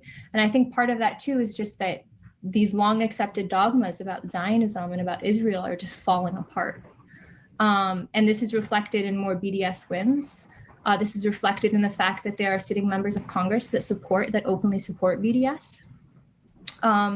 This is reflected in organizations like Movement for Black Lives, or movements like Movement for Black Lives, openly endorsing, engaging in, and pushing for BDS and for Palestinian freedom. and that there's this shift in consciousness that's happening in the United States. And it's particularly important in the US. There's a reason Israel is so focused on the US. And that's because the US, it's not just funding. Funding is a big part of it, that $3.8 billion. Israel also gets money from elsewhere and has its own economy that's booming, frankly. But it's because of the diplomatic support and cover that the US provides Israel. And as a result, that other countries are able to just stay quiet while Israel continues to do what it does. And we've seen that Biden has shown absolutely no, indication of shifting things. But there is a narrative shift. There is a shift in consciousness. In May, I think it was in May or June, where a poll came out showing that 25% of Jewish Americans call Israel an apartheid state or recognize Israel as an apartheid state, right? That's a shift where a few years ago that was not the case. I think that we are at this juncture where it's very important for us to push further, and there's an urgency to it because I don't think we're going to have this opportunity for too long. And I also think that there is so much potential for the BDS movement, for the Palestine movement in the US. And so, if you're on a campus, this is the time to join an SJP or to launch a BDS campaign, or at your workplace. Labor is growing in the US very slowly, but growing. And there's a lot of potential in thinking about what BDS resolutions could look like in unions across the US. And I will stop there. Thank you, Sumaya Awad, Director of Strategy at the Adalah Justice Project. So you've just heard from 4 panelists: Noah Colwin, Corey Peterson-Smith, Liz Jackson, and Sumaya Awad. And we're now entering the Q&A portion of this talk for the next half hour. And I'd like to start off, get the conversation going with a few comments, trying to synthesize what the 4 of you have been talking about, as well as what we just saw in the documentary. One thing that really strikes me with the documentary is that when you watch it, and anyone who has been involved in activist organizing around Palestine at a college campus for any significant amount of time will recognize a lot of things, these themes that recur and these actions that keep happening. You realize that you're not alone, that what happened on your campus happened on all these other campuses. The kind of weird actions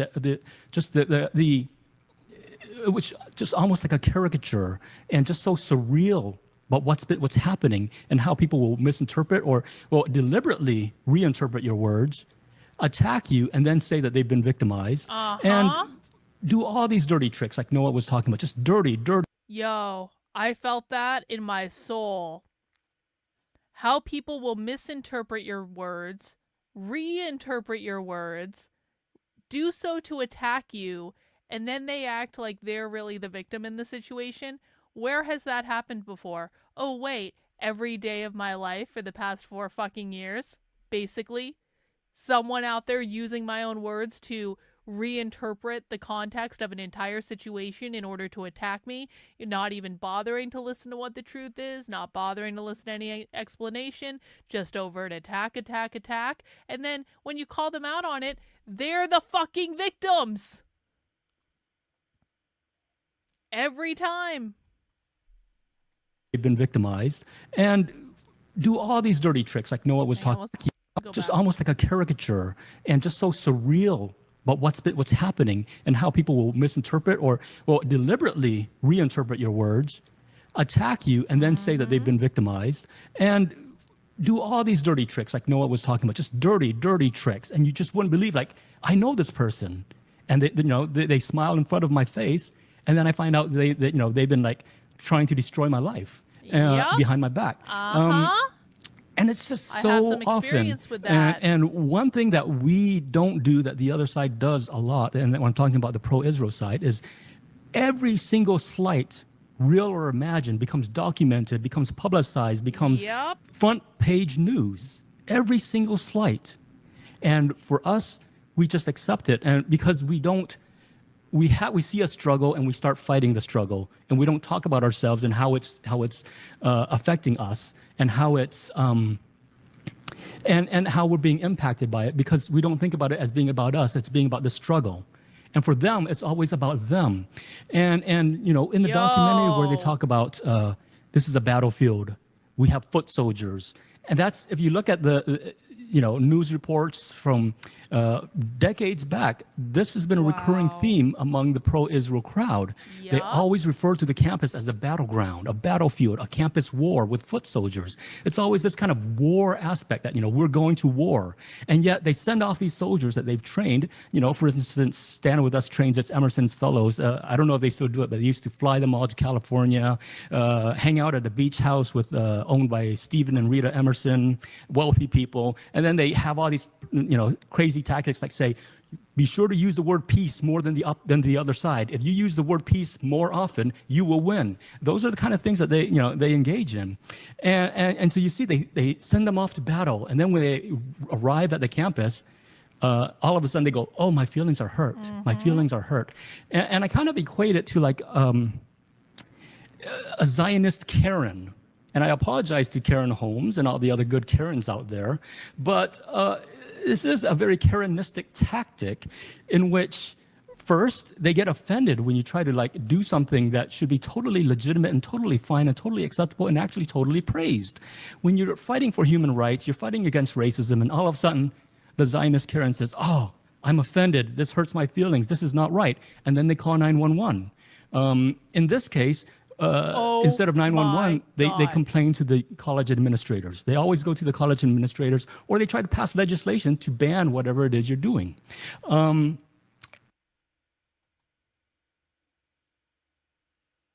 The Karens have an origin?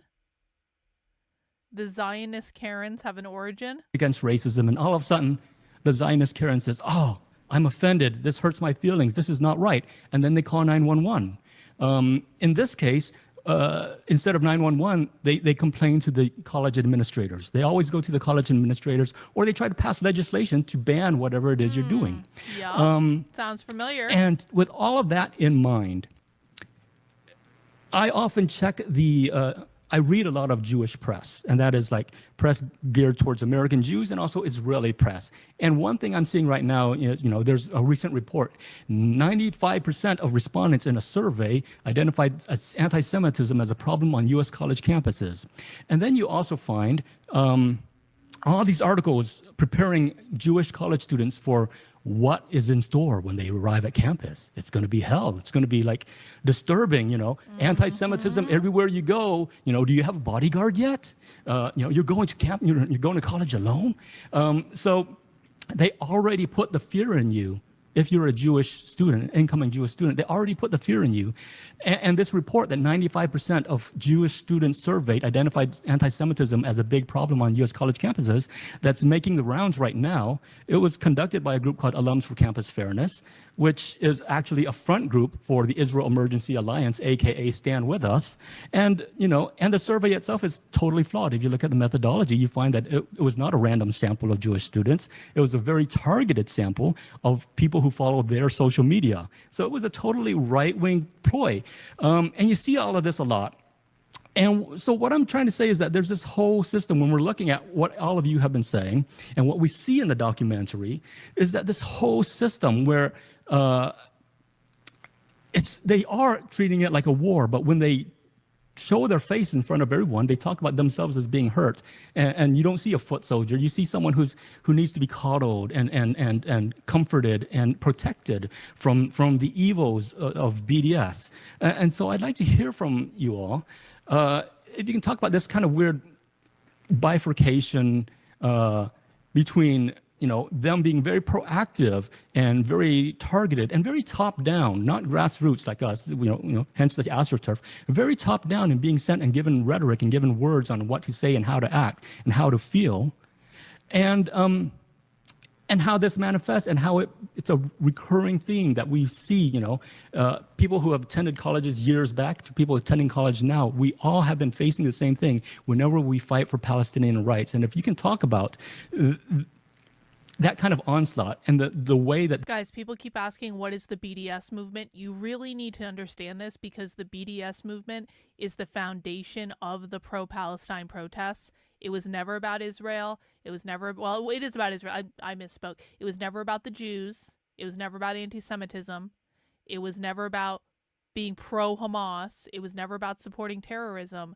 The people doing the pro-Palestinian protests are from like the BDS movement, which is boycott, divest, sanction. The BDS movement has been going on for years and years and years and years and years.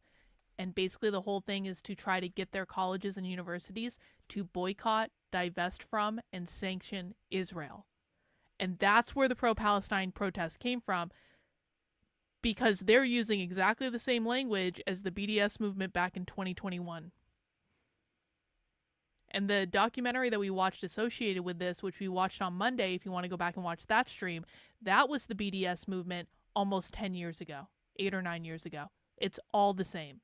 And the pro-Israel people are using all the same language and all the same tactics to attack these people pre-October 7th as they are today. They wield that onto college campuses. And how should we deal with that? If you're a college student who wants to fight for Palestinian rights, but know that, they want to make life miserable for you and they want to ruin your career before it's even started. An example that I would jump to and give is when I was in high school on a program that brought me to Israel. I was subject to a presentation by the David Project. And one of the things that I really remember about it was frankly the millenarian vibe that came with the presentation about what life was like for Jews on college campuses. And I think that the invention of that, this aggressive effort at a sort of predisposition, is incredibly powerful. And the reason that it is, even though we have all been subject to or participated, adjacent to, party to this dynamic in some fashion or another, it's cracking because the world in which it made sense doesn't quite make sense anymore. And I think that is really, really it's due to stuff out of any movement or individual's control, but it's because I don't think that people can have credibly told the lie about what Jews have a good time at college. Like the UC campus survey on discrimination, when it looked at reports of anti-Semitism, if you actually read it, it was fine. And I'd Mark Udoff, the UC president at the time, who'd was a real, a lawyer with a stick up of his ass. He wasn't particularly helpful or useful in terms of guiding how these things should be packaged. And then, it's the facts never have a chance to make their day because it wasn't convenient. And while, the world and the broader political structure in which this stuff makes sense may be changing, I think that it still remains inconvenient to people in power. And so, as long as there remains this, alignment institutionally speaking, you're always going to have this, this what feels like frankly a herpetic discursive recurrence.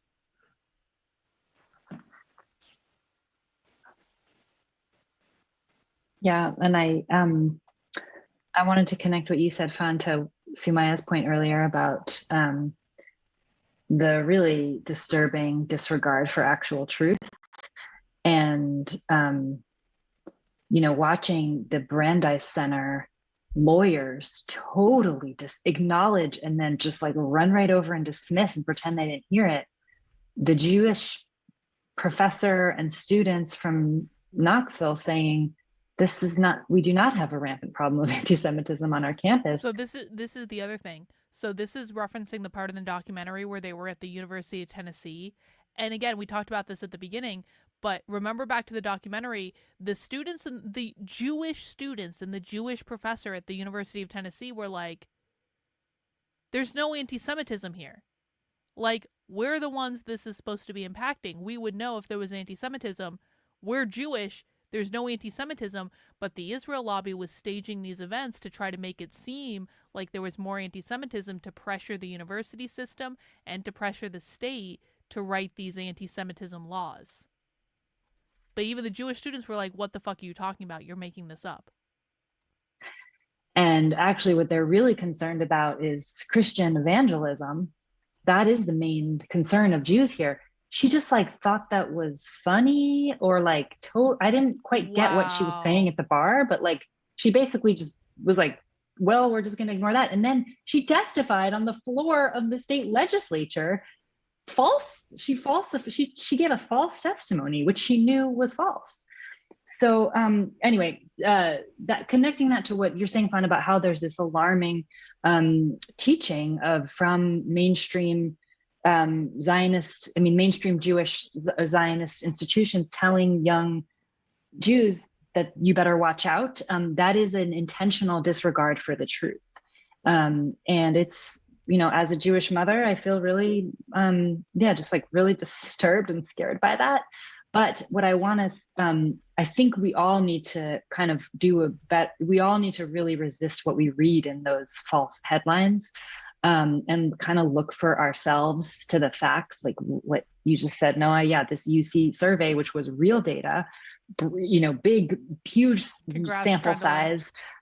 Jews at UC, across the University of California, reported a stronger sense of belonging and comfort with the campus climate than other religious groups. And what in my personal experience, I know a lot of Jews, progressive Jews who, or people who were Zionists who actually came to campus, kind of got shocked by what they learned about Zionism and Israel, and had a period of, disequilibrium and cognitive dissonance and trying to understand, what is really happening, and actually really changed their views. And there are a ton of Jews who don't really care about this issue that much, and many who are changing their minds, and many who just kind of feel good on campus. And it's really important not to believe those stories and kind of step aside from the headlines there, and also not focus so much on how Zionists and Jews feel, because it is so I want to even stop there and turn the conversation to another topic without cutting anyone else off. But it's easy to spend all of our panels talking about how Jewish students feel. I'm guilty of that too. Right. That's real. Zionism is essentially like unconditional support for the Jewish state of Israel. I do, if I could make a couple of points, one analytical and then one practical. So analytically, there is one of the things that Fawn, what you were laying out, one of the things that I think you're hitting on is there is this thing that I think is part of Israel, which is this contradictory combination of militarism and fragility. Do you know what I mean? It's and that's the kind of it's we're surrounded by enemies. They're going to hurt us. So we're going to destroy them. You know what I mean? It's that has to be actually teased out analytically. And I do think that there's a translation to the kind of tactics here. Prepare people for war, but then the actual messaging is about vulnerability, and it's mobilized in this cynical way. The practical point, and so there's a bunch to say about that. The practical point is there has been this conversation in the U.S. about white fragility. Fun, like you said, there's these Zionist Karens, right? There's language actually to describe, white people in a position where there's a claim to vulnerability as a vehicle to actually advance state violence, right? So let's flesh that out and talk about the connections. I feel remiss if I didn't say, and this takes off of something Samaya said, I am worried about rising anti-Semitism. I'm actually concerned about what is happening, in terms of the desecration of Jewish cemetery. There's all kinds of, there's a problem, you know what I mean? But it's not being driven by the Palestine solidarity movement. And it's actually the kind of Zionist, claims of anti-Semitism are actively undermining, a real conversation about the. You don't have to be Jewish to be a Zionist. Many, many, many Christians are Zionists. They're called dispensationalists. And essentially they believe that that the Jews are God's chosen people, and that Israel is their homeland, and that we should do everything we can to support the Jews essentially having an ethno-state in Israel. So you do not have to be Jewish to be a Zionist. Many Zionists on the right are not Jewish. The myriad oppressions that are rising in this country, including anti-Semitism, and I'm concerned about that. So we got to figure this out. I just want to say that. And by the way, right now they're trying to make the term, just because we're on the topic of like what is Zionism, right now they're trying to make the term anti-Zionist to be synonymous with anti-Semitic. I fundamentally reject that. Zionism is about whether or not you unconditionally support the state of Israel. It's not about how you feel about Jewish people, whereas anti-Semitism, in my mind, is really much more about like just hating Jewish people on sight because they're Jewish. I certainly don't support that, but I also don't think that we can say that just because someone doesn't support a foreign state unequivocally, that doesn't make them anti-Semitic just because that foreign state happens to be Jewish.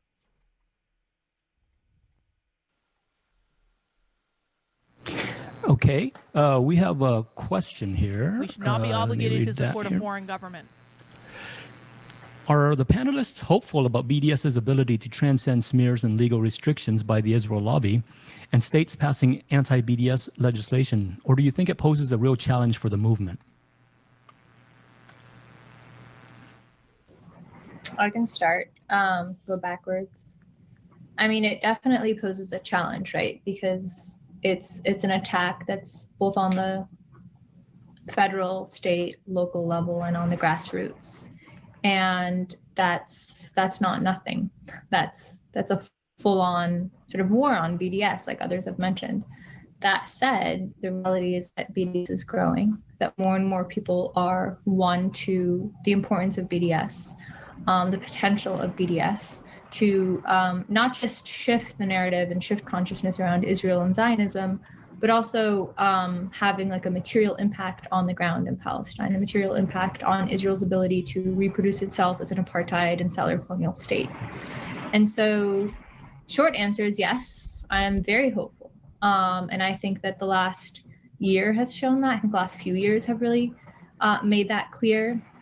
As I mentioned earlier, we're seeing voices expressing support and uplifting BDS and Palestinian liberation and freedom in places that, frankly, before you couldn't even utter the word Palestine. In New York, which has a very strong Zionist, organized Zionist presence. We have people in the New York State Assembly that are openly pro-BDS, that are openly trying to challenge all of those that attempt to smear and harass Palestine advocacy.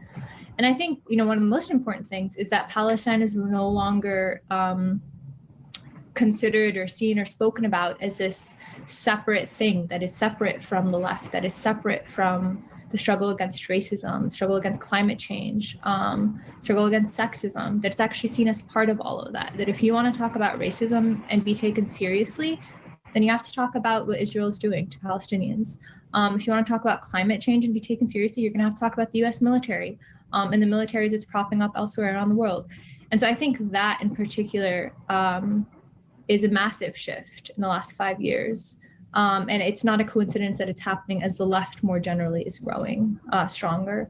That said, I don't think that it means, the battle's over. I think that we're just beginning. And there's a lot of work to be done in this coming period, but I definitely feel very hopeful about where the movement is going in the US. Okay, I have a question here. What are the major strategies we can use for divorcing Judaism from Zionism?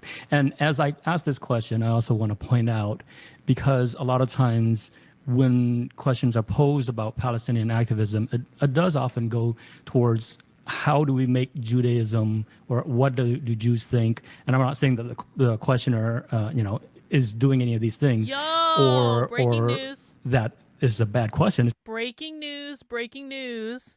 Trump just signed an executive order to end radical indoctrination in K through 12 schools. It's literally called Ending Radical Indoctrination to K through 12 Schools. Can we take a quick break for a second so we can go actually look at what this thing does? Because it is always important that we actually read the thing, that we don't just take their word for it. And actually, Trump's executive actions are all available on the website. Oh, look, Additional measures to combat anti-Semitism. What's this? What's this?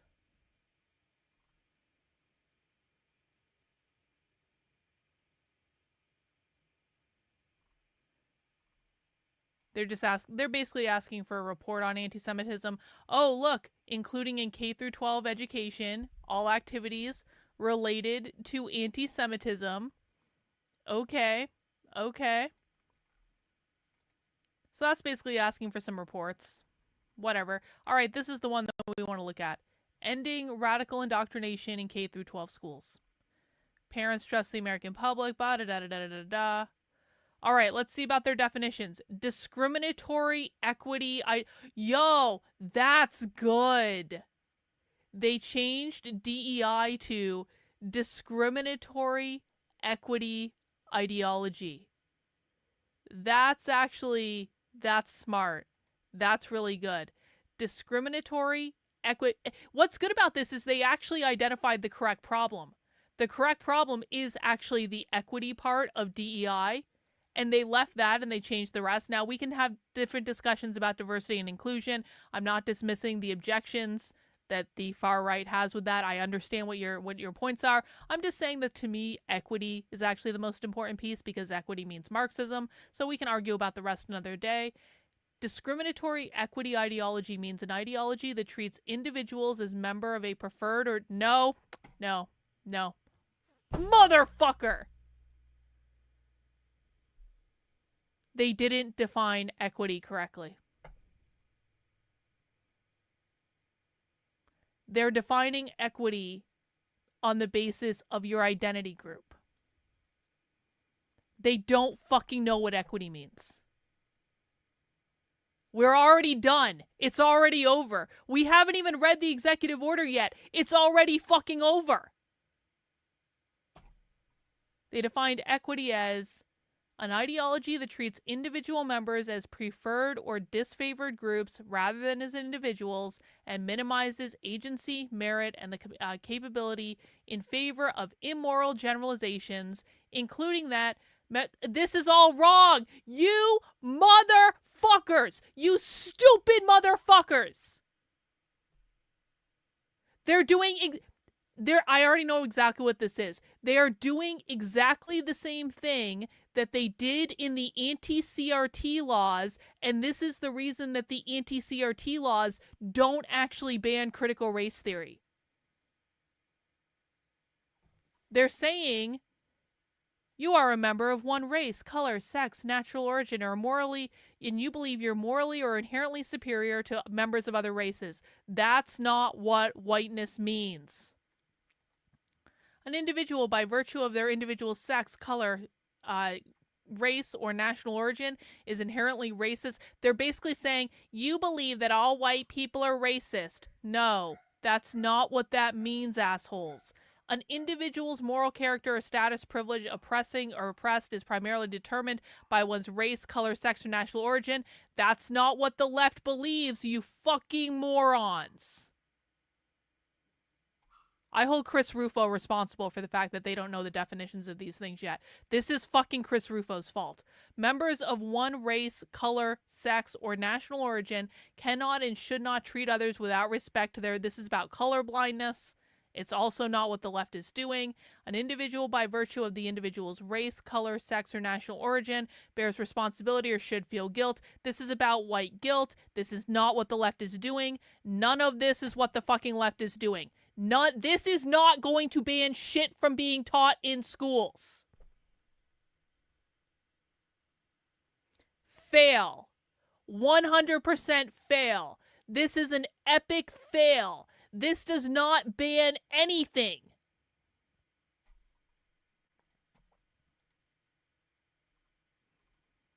This is exactly the same as the anti-CRT executive order in Trump. This is a repeat of Trump's anti-CRT executive order from his first administration.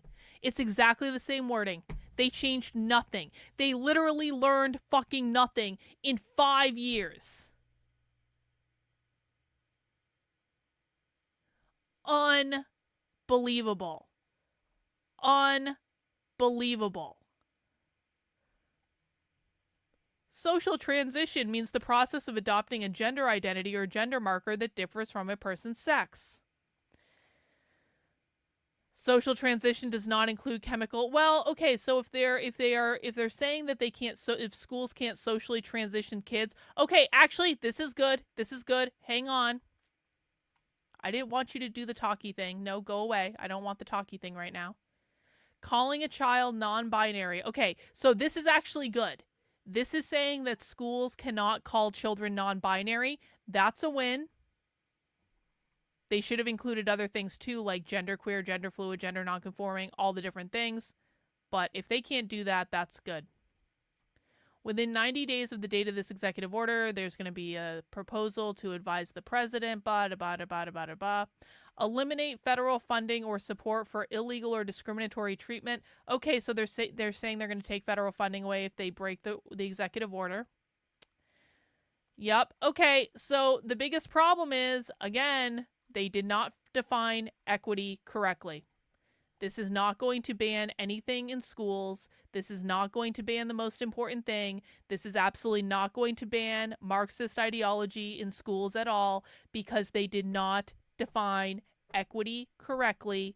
And this is exactly what I was saying earlier. If you don't know the definitions of terms, then you are fucked from the very beginning.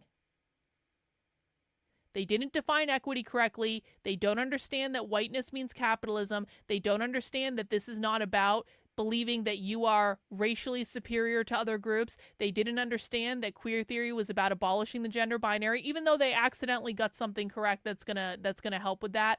They frame this in exactly the same ways the state of New Hampshire did. And I know the state of New Hampshire's laws backwards and forwards. This is gonna get struck down in federal fucking court. How do I know that? They've already struck down laws like this before. Because they didn't change the wording. God damn it! We're so close. We're so close. We're right there. The other executive orders were a good first step. And now we've just backed right into the end of 2020 when everyone still thought that this was about skin color, even though it wasn't. These people can't be helped. I have been screaming at the top of my lungs, whiteness means capitalism, for 4 fucking years. Every single person, I promise you, involved in this executive order, or I'm like 1 degree away from that person, every single person that was either involved in this or has one intermediary connection between someone that knows and follows me and the people who wrote this executive order. Nothing changed.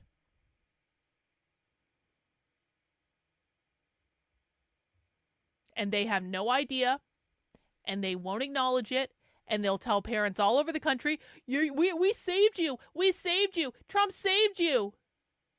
When it hasn't saved anything because they haven't really banned the things that are indoctrinating the kids in the first place. They did not ban anti-racist education. Anti-racist education is not about skin color. They didn't ban critical race theory. Critical race theory is not about skin color. Both anti-racist education and critical race theory are still going to be taught in schools completely legally with this executive order. Fucking idiots. Idiots. So fake, so gay. All right. Back to the documentary.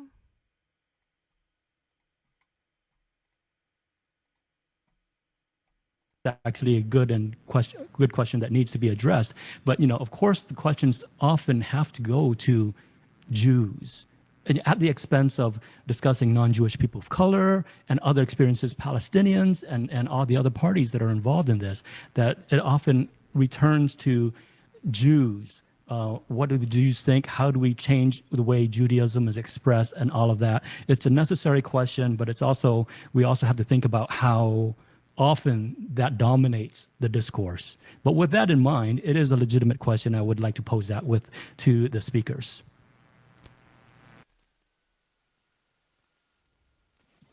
I think we need to continue really all of us continue our own political education and with others about understanding how the roots of oppressions and really understanding what anti-Semitism is and its myriad expressions and how it has the same roots as anti-Black racism and anti-Asian violence and Islamophobia and all of it. It's all about power and stratification for, in a capitalist system, and to keep understanding those common roots and how they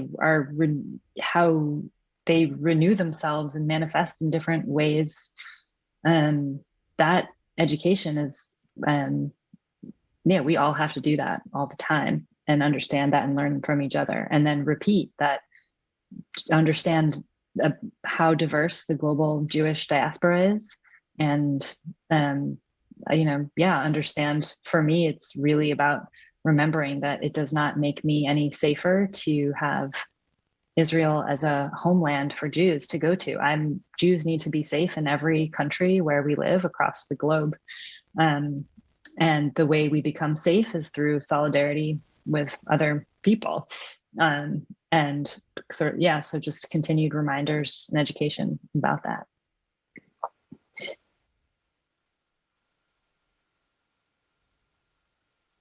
So I want to pose another question or another topic now.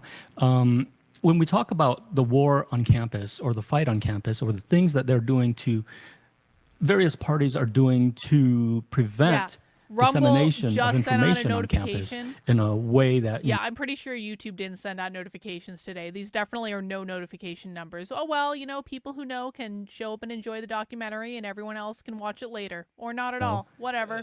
Where we are able to express... Obviously, nothing I say matters anyway. No one listens. Okay, you guys listen. I shouldn't shit on you guys. You guys are great. Everyone who showed up is great.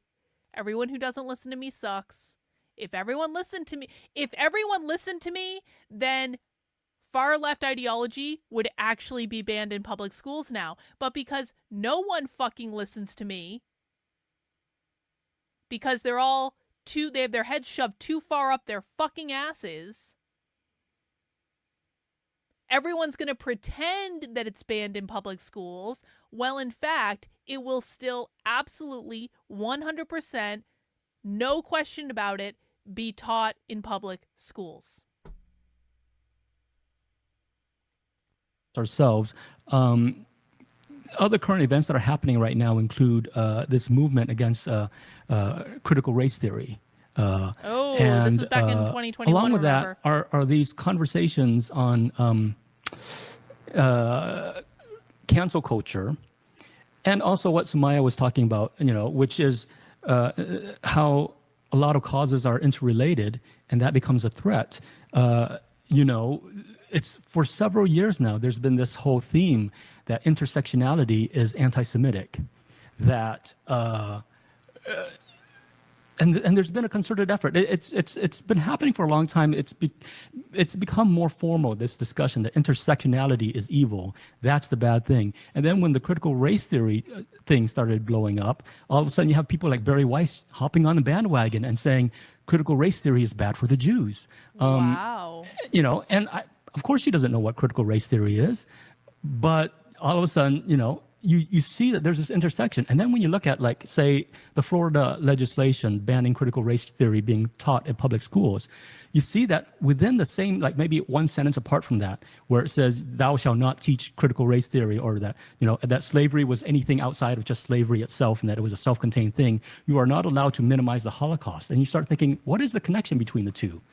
Are people minimizing the Holocaust and teaching, critical race theory at the same time? What is going on here? Why does that exist in the same legislation? And some people might dismiss that as rhetorical, but it's actually intertwined because of all of these groups are interrelated. Stand With Us, as you saw in the documentary, has its tentacles all over the place, just reaching out. Stand With Us is the front, has several front groups, and they consult with a lot of groups, and it's all related. And so they're imposing this big movement of canceling all of us. And it's the most giant, huge, biggest cancel culture machine. When people talk about cancel culture, it's individuals, a lot of individuals feeling the same way and complaining. They don't talk about the organized cancel culture that's been around for a long time. And in fact, a lot of these people, people like Barry Weiss or Kerry Nelson, who have signed on to these anti-cancel culture petitions, are ones who are committing the greatest cancel cultures of all time. And of course, if you read Barry Weiss's book, she complains that she heard from someone who said they wouldn't date a Zionist. And all of a sudden, that's trouble. So can you talk about this war on intersectionality, which has been a long time Zionist war and also a major mainstream Jewish organization war against ethnic studies curricula, ethnic studies programs. That's been happening for decades, that they were opposed to these ethnic studies programs. And now it's gone over to CRT and this fight against, talking about race in any kind of rational way and fight against intersectionality. Can you talk about how we deal with that and how we make these connections and deal with this big right-wing juggernaut of which Zionism, the pro-Israel lobby, is a part of it, a significant part of it that plays a role?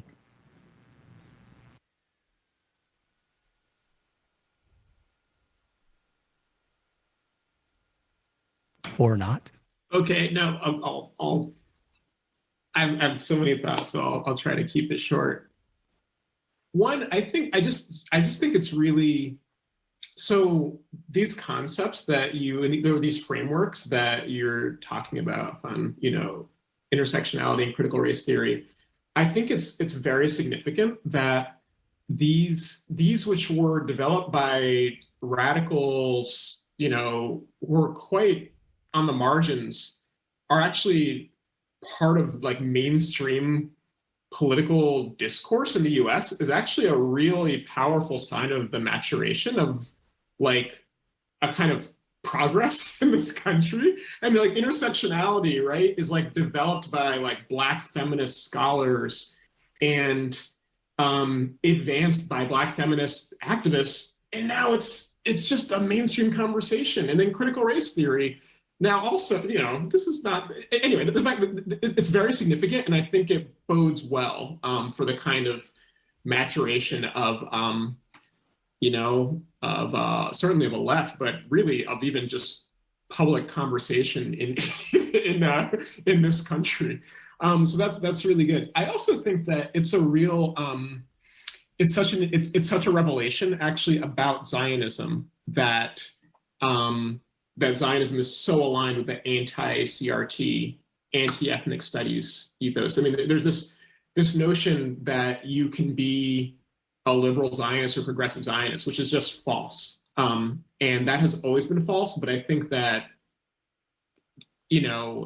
now, I mean, for Barry Weiss to claim an identity as, or, political sort of whatever, or location as a liberal or a progressive, but be sharing talking points with Tucker Carlson. You know what I mean? Like because be clear about like the anti-CRT stuff is like the far right. You know what I mean? In this country, you just see how it goes. You could be a liberal Zionist, and it goes to like fascist real quick.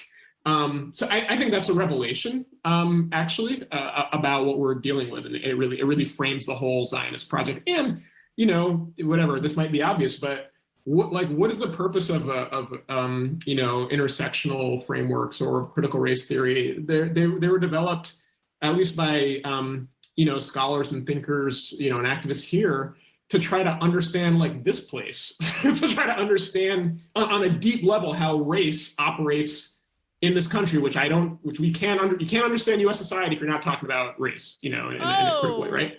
So the fact that Zionists are like, you can't understand U.S. society if you're not talking about race. It's almost like race isn't about skin color. It's about the system that upholds U.S. society.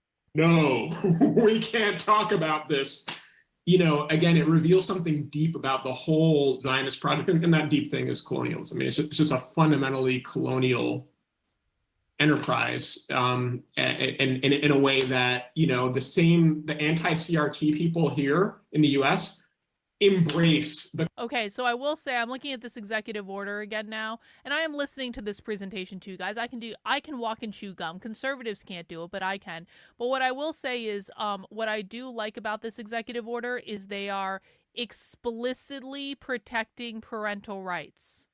So that's good. That is a positive thing. So they do have that in the executive order. They also actually do have in the executive order, and I didn't see it the first time, they also have that you cannot teach that America is a fundamentally racist, sexist, or otherwise discriminatory country, which would be okay if they hadn't described discrimination as being about skin color. So it's like they got part of that right, is like you can't teach that America is a fundamentally racist country, but what they don't understand is racism is not about skin color, it's about the system. And so even with that sentence, they screwed up the implementation of it. So it's like you can still teach that America is a fundamentally quote unquote racist country, and the left will, because they don't define racism in the way that the right believes that they're defining racism, because the left is not teaching anything discriminatory, because they're not teaching about skin color. They're teaching about the system. Does everyone understand how this works? This is why the definitions are literally all that matters. And if you don't understand the definitions, you understand literally nothing. It's so infuriating. But I did want to acknowledge, I do think it's good that it does explicitly protect parental rights. I do think it's good that they name gender ideology specifically, but again, they don't even define that correctly, although they do say that you can't call children non-binary. So that's something.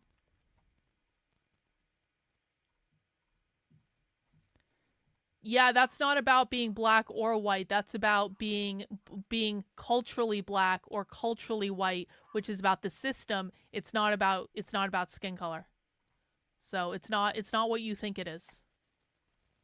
Because again, the definitions are different. So some good things, but again, this is going to give the right a lot of false hope that just is not real.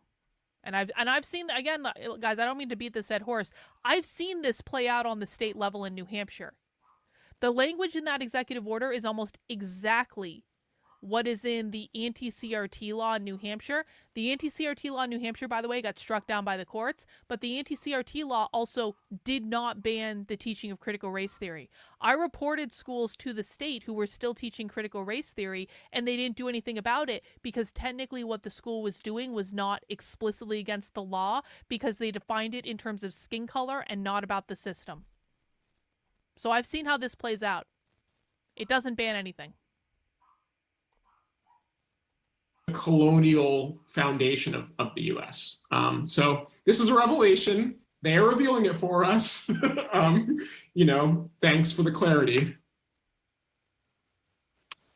And then the one other piece is, of course, if people in the US, and especially young people, learn about colonialism and actually connect capitalism, and young people of color learn about the histories of their own families and how their experience of race in the US and how that connects to Palestinians' experience.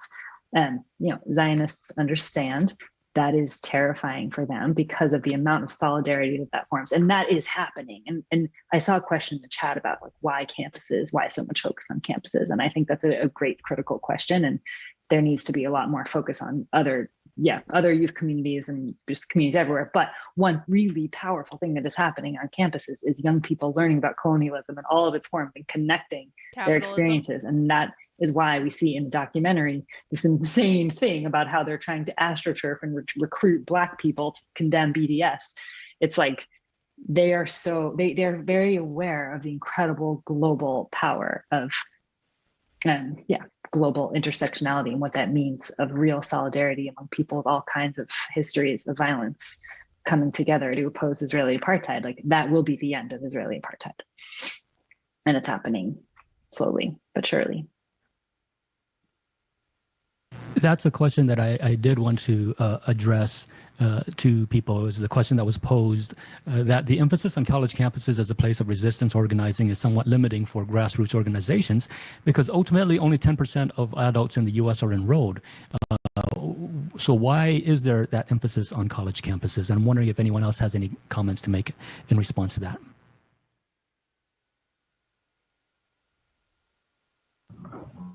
I mean, I think that part of it in the US is that the other segments of society, it's been a lot harder to organize there and to mobilize people because of decades of repression, because of how weak the labor movement has been, because of how all these spaces were depoliticized, where there was an opening on college campuses where you could organize, where you could mobilize, where you could win people to new ideas and sort of engage in them in a setting where everyone was in the same space. And so I think that's one of the reasons that it's been so strong on college campuses in the US versus in other countries where it's been stronger in the labor movement or grassroots or faith groups, et cetera. That said, I do think there is a shift happening in the US where more and more we are seeing it off campus as well, in community groups. The rise of DSA, we're seeing it now in different in other segments of society where people are organizing and politicizing, and there's this consciousness, the shifting consciousness that I mentioned earlier.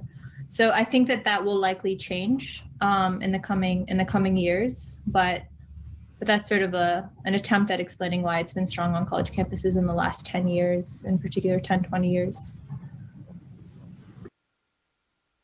I'd also add that activism can follow money. And in the case of Israel-Palestine campus activism, from both ends, I mean, in particular in the pro-Israel end, because of the politics of generational reproduction in the Jewish community, you have a situation where enormous amounts of money, regardless of the political situation, are spent on Jewish programming in college campuses.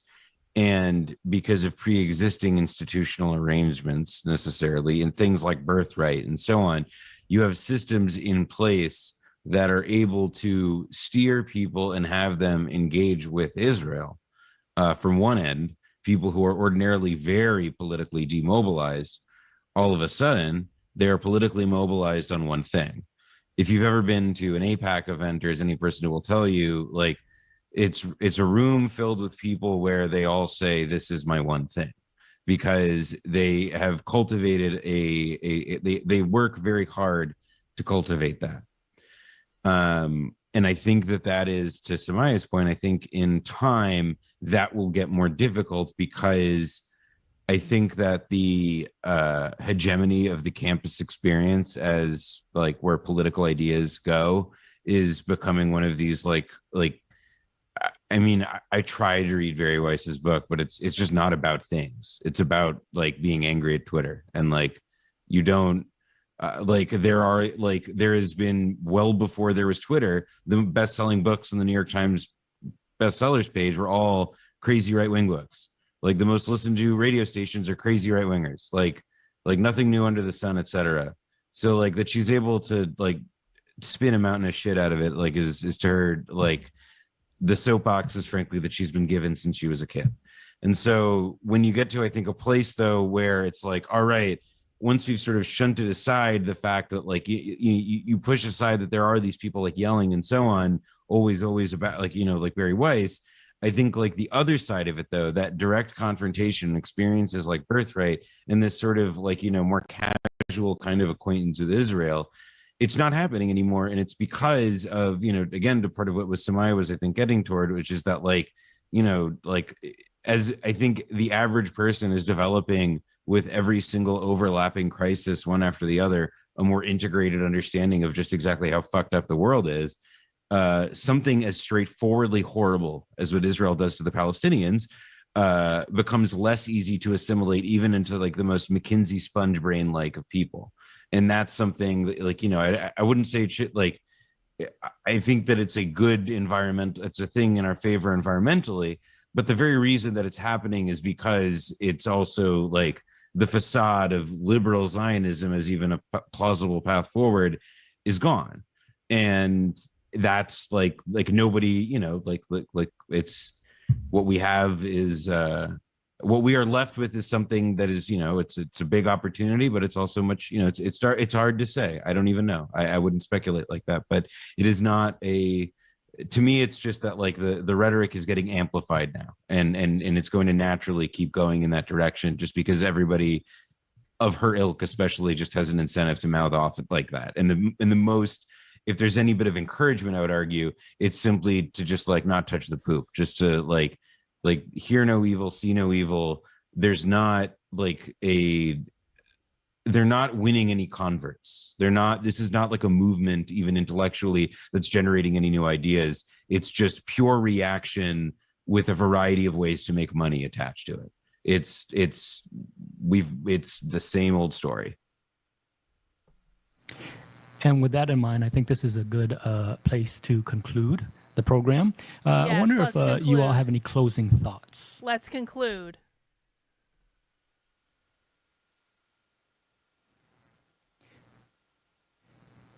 Anything to send us away? I have a call to action to everyone here to show this documentary to like 5 people you know. It has not gotten around enough, and I really want it to keep going.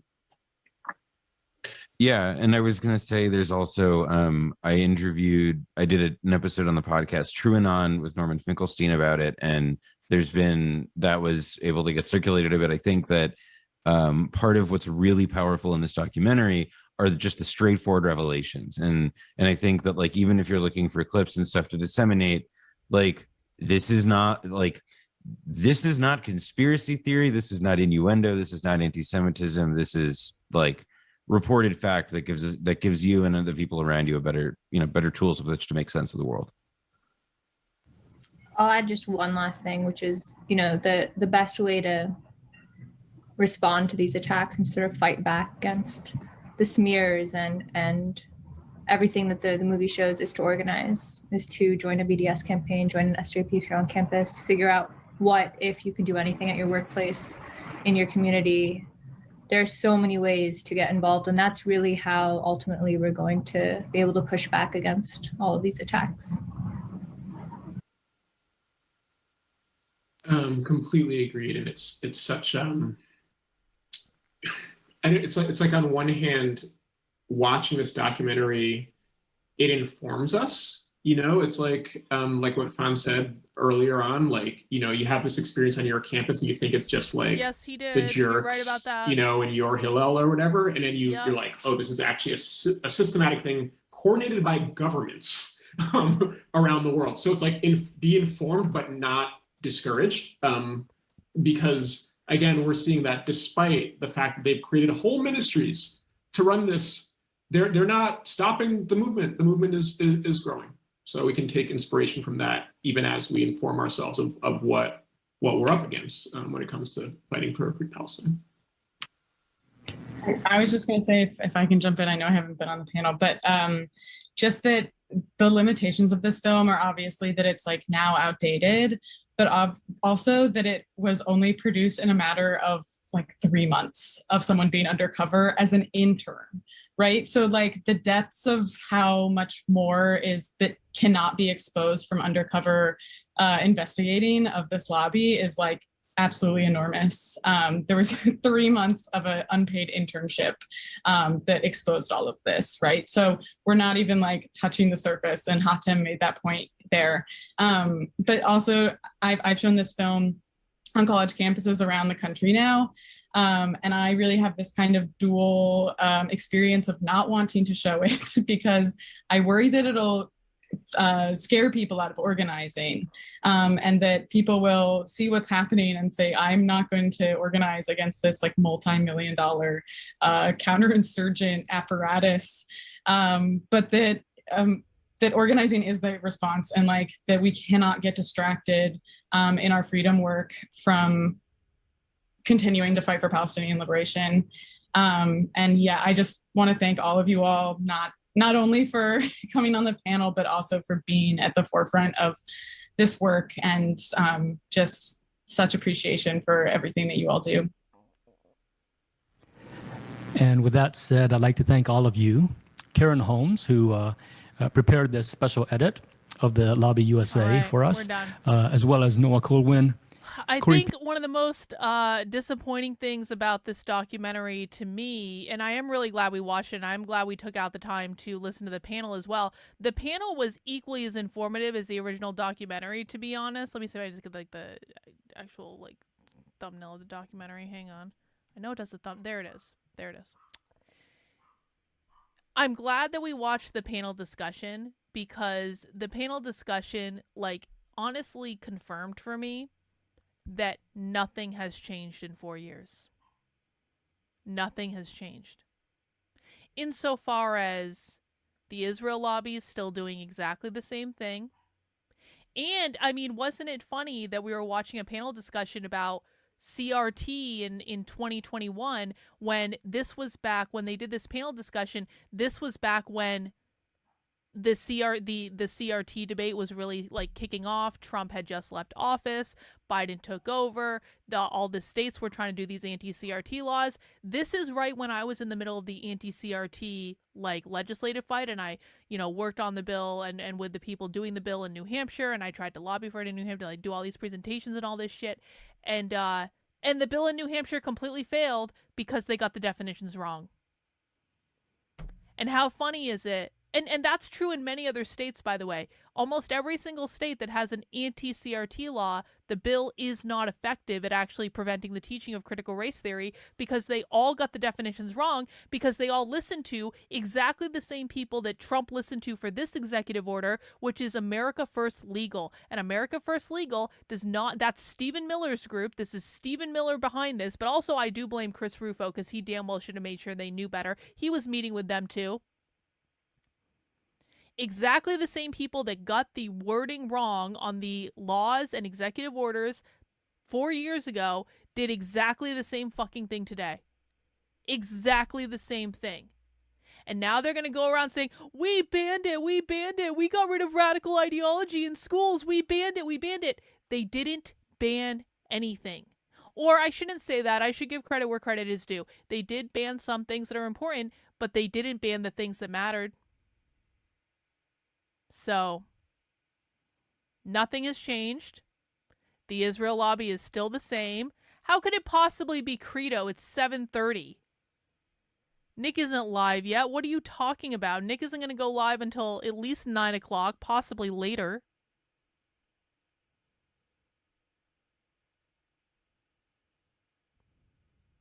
God damn it. Please, please, please, please, please let Nick Fuentes not say to everyone that they banned it. Please let him get this right. Please let him get this right. Please. I'm already kind of annoyed that Nick announced that communists should work with Christians, when that's never going to happen. Ever.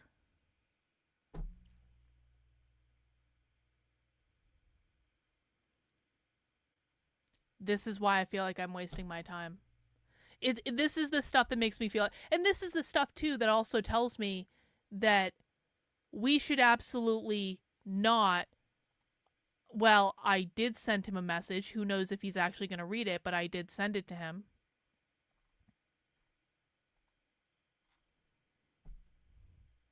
Who knows if he's going to read it? Who knows if he's going to listen to me? I don't know. I don't know. Based on what Nick has been saying in the past couple days, it's kind of obvious to me that he doesn't actually listen to me, which is fine.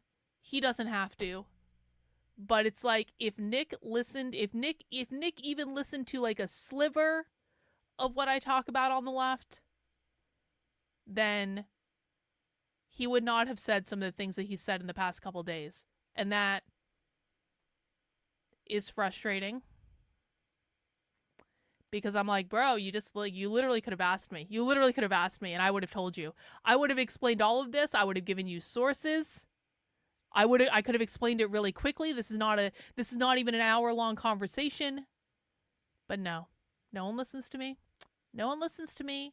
And then I end up getting everything right, and everyone else ends up getting everything wrong, and nothing ever changes, and then everyone wonders why. And then I get pissed off, and they go, you're mean. You got a stupid haircut. You're fat. And I go, oh yeah? Well, guess what? I may be fat, fucker, but I was right the entire time, and you were wrong, and if you had just listened to me the first goddamn time, we wouldn't be in this situation right now. But no, everyone's got to be up in their feelings.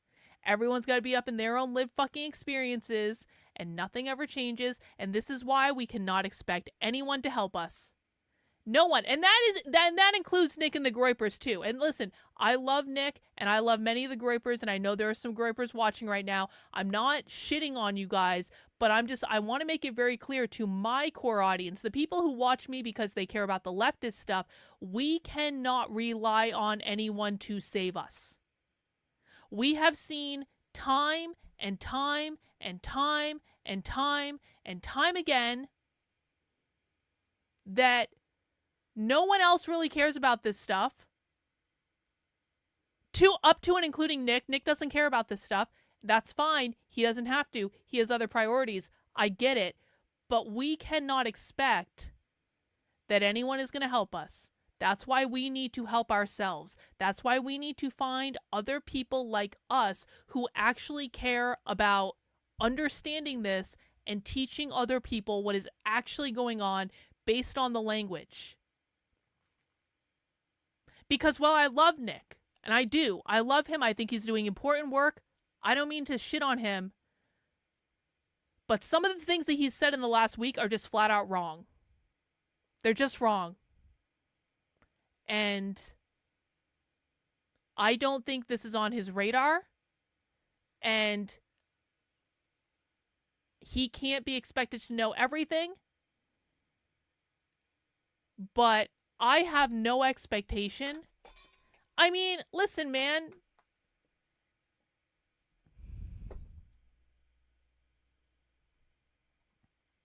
I have no expectation. I have no expectation at all that this is something that he's ever going to take an interest in, and that's fine. He has other priorities. The Groypers are always going to support Nick. They are his, and that's fine. They should. I'm not saying there's anything wrong with that. I'm saying for my audience, for people who come to me for the leftist stuff, we cannot expect that just because we're kind of friendly with Nick and the Groypers, that they understand this stuff like we do, except the ones that watch the content. And we cannot expect that they're actually going to step up and do something about it and try to teach people, because it's simply not their priority. Again, I'm really trying not to shit on anyone because I appreciate Nick and I appreciate the Groypers. But the fact of the matter is this: Nick has never done anything to help advance my content. And he doesn't have to. And that's fine. Nick has never collaborated with me. Nick has never acknowledged my content. I'm fairly certain Nick doesn't watch my content, because if he did, he would not have said some of the stuff that he said in the last week. Maybe he sees a thing every here or there, but I think mostly, like, the stuff that he sees from me is the stuff that I send out that is pro-Nick and pro-Groyper, and that's fine, but we cannot expect that insofar as what our interests are, that we have allies there.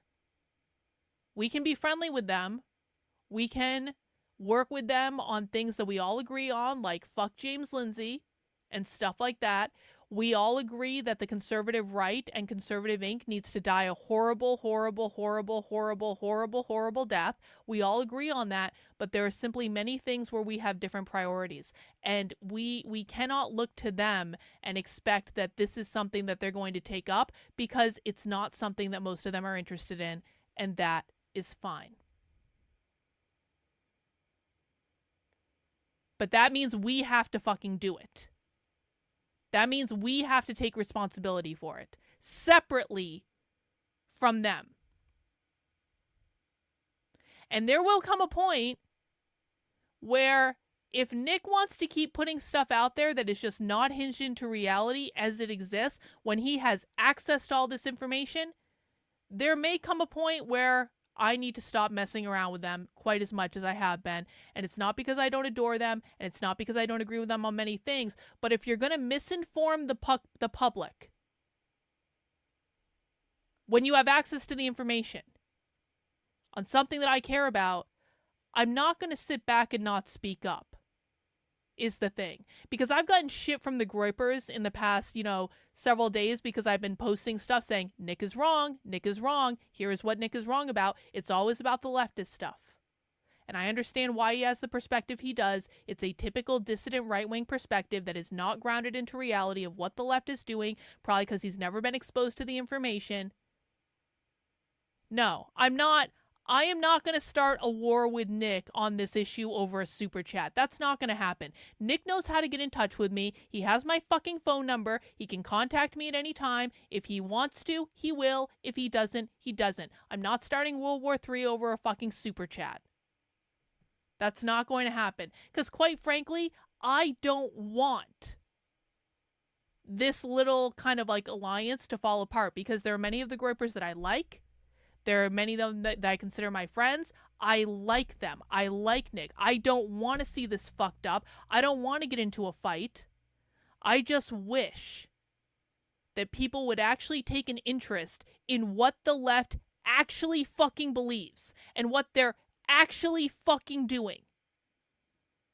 Because the conservative right just got lulled into complacency. They're going to be like, yep, we won. We won. The left lost. I even saw Nick say this earlier. Nick said earlier on Twitter, the left isn't fighting back. That is absolute and total bullshit. It's just not being covered on the media that he is consuming. I can show you the left fighting back. I can show you the left organizing to fight back. We know this. We're watching the fucking organizing calls. Nick thinks that because there wasn't a big women's march that the left isn't fighting back. No, that's not true. It's just not true. And nothing is going to change in K through 12 schools, or I should say very little is going to change in K through 12 schools. And the things that will change, I've been talking about this for like a couple weeks now. Not even a couple weeks. No, it can't be a couple weeks. Trump has only been in office a week and a half. I've been talking about this since Trump's executive orders on day one. We are about to see a resurgence in queer Marxism, and guess what? Trump's executive orders doesn't ban that. Queer Marxists are still going to be able to do their thing. By and large, they may have to get a little creative about how they're doing it, but Trump's executive orders did not ban the resurgence in queer activism that we're about to see. You want to know why? Queer and trans aren't the same fucking thing. They're not the same thing. At all. In any way. No, they didn't ban CRT, Bobby. They never banned CRT. They lied about that. The laws that they wrote did not ban it. The executive order that Trump just issued does not ban it because it does not use the proper definition, and no one wants to take the time to learn the fucking proper definition. And this isn't a definition that I came up with. This is the left's definition, and the left's definition is how they're teaching it.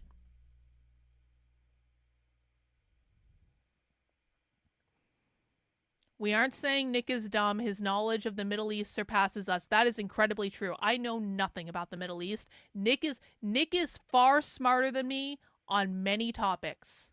He really is. I'm not saying he's stupid. I'm not saying I don't like him. I'm not saying I don't support him on the things that we agree on.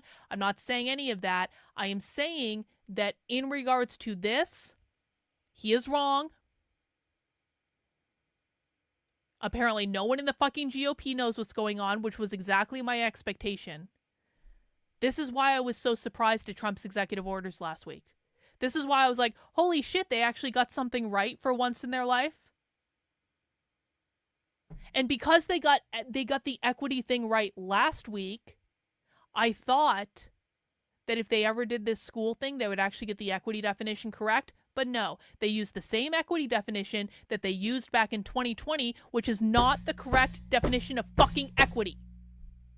It's not correct. And it's going to get struck down by the courts, P.S. Because it already has. It literally already has. In like multiple places. The state laws with that exact same language have gotten struck down by the courts. And they know all this. I know they know all this. I know fucking Chris Rufo knows this because Chris Rufo created a whole strategy to get around that was never fucking implemented.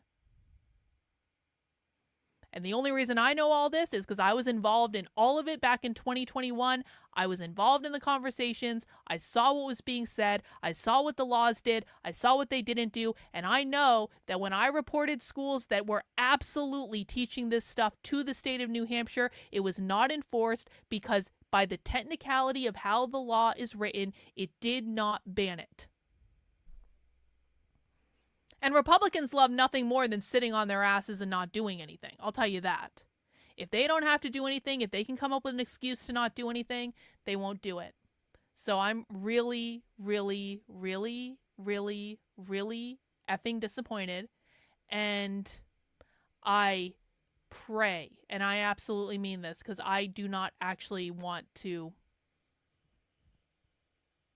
I don't want to fight with Nick over this issue. I don't want to fight with Nick about anything.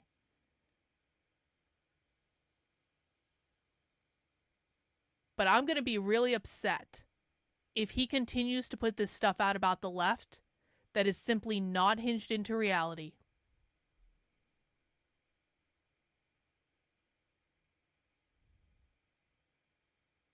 And for the amount that I have stood up for him, the amount of shit that I've taken for standing up for him, the amount of shit that I take to stand up for the Groypers, if he can't even bother to get this one thing right, when everyone knows that this is the thing that I care about, then you know what? He's informing a lot of people. My job becomes impossible. What I am trying to do becomes impossible when people are misinformed. Because if people are misinformed, they don't even think they need to bother learning about this stuff. So I guess we'll see. I guess we'll see. James Lindsay might be getting his wish after all. I really hope not. I really hope not. I really fucking hope not, actually. But ultimately, what I care about is stopping the left. That takes priority over everything. And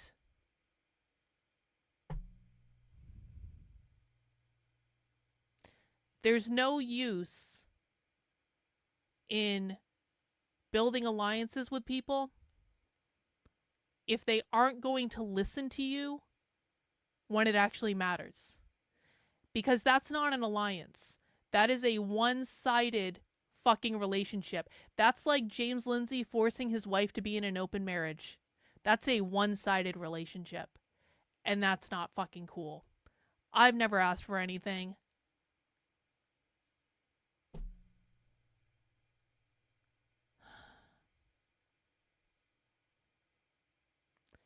It's just really disappointing. It's really disappointing. And it's really disappointing that YouTube notifications didn't go out today, so not as many people got to watch that documentary. And it's all really disappointing. And it's really disappointing that I have to get up at the crack of dawn tomorrow to watch the Kash Patel confirmation hearing, which starts at 9:30. It does not start at 10 o'clock tomorrow. It starts at 9:30. That means I have to start the stream by like 9:15. That means I have to get up way earlier than I have any intention of getting up, but we're going to do it because we are being responsible. And you know what? If the world is totally fucked anyway, we might as well enjoy ourselves, I guess. It could be an entertaining confirmation hearing. So we're going to do that. We're going to do Counter-Revolutionary Book Club at 5 p.m. tomorrow because even though the administration doesn't give a flying fuck what the left actually thinks, I do care what the left actually thinks. And so we're actually going to read leftist documents tomorrow to find out what the left actually thinks, not this bullshit narrative that's sold on conservative fucking media. So I'm going to go take my leave. I'm going to go work for a little while, and I will be back tomorrow morning, bright and early and bushy-tailed and not in a bad mood at all, for the Kash Patel confirmation hearing. Again, we're going to be getting started around 9:15 in the morning. So get up early, you West Coasters. Get up early. Come watch with us. We'll make it a little bit more bearable. We'll at least have coffee. I don't know. I might have some snark. Whatever. All right, guys. That's all I got. We'll see you soon. Bye.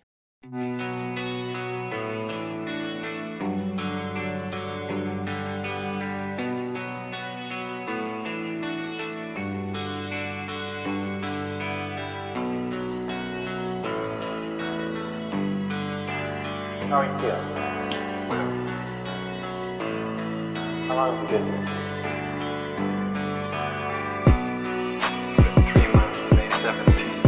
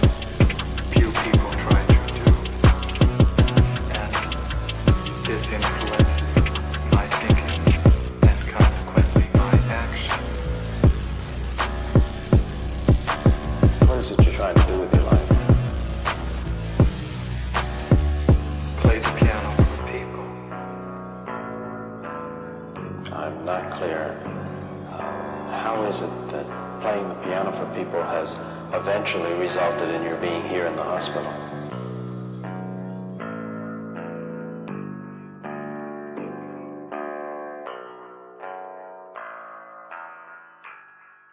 That's difficult to answer.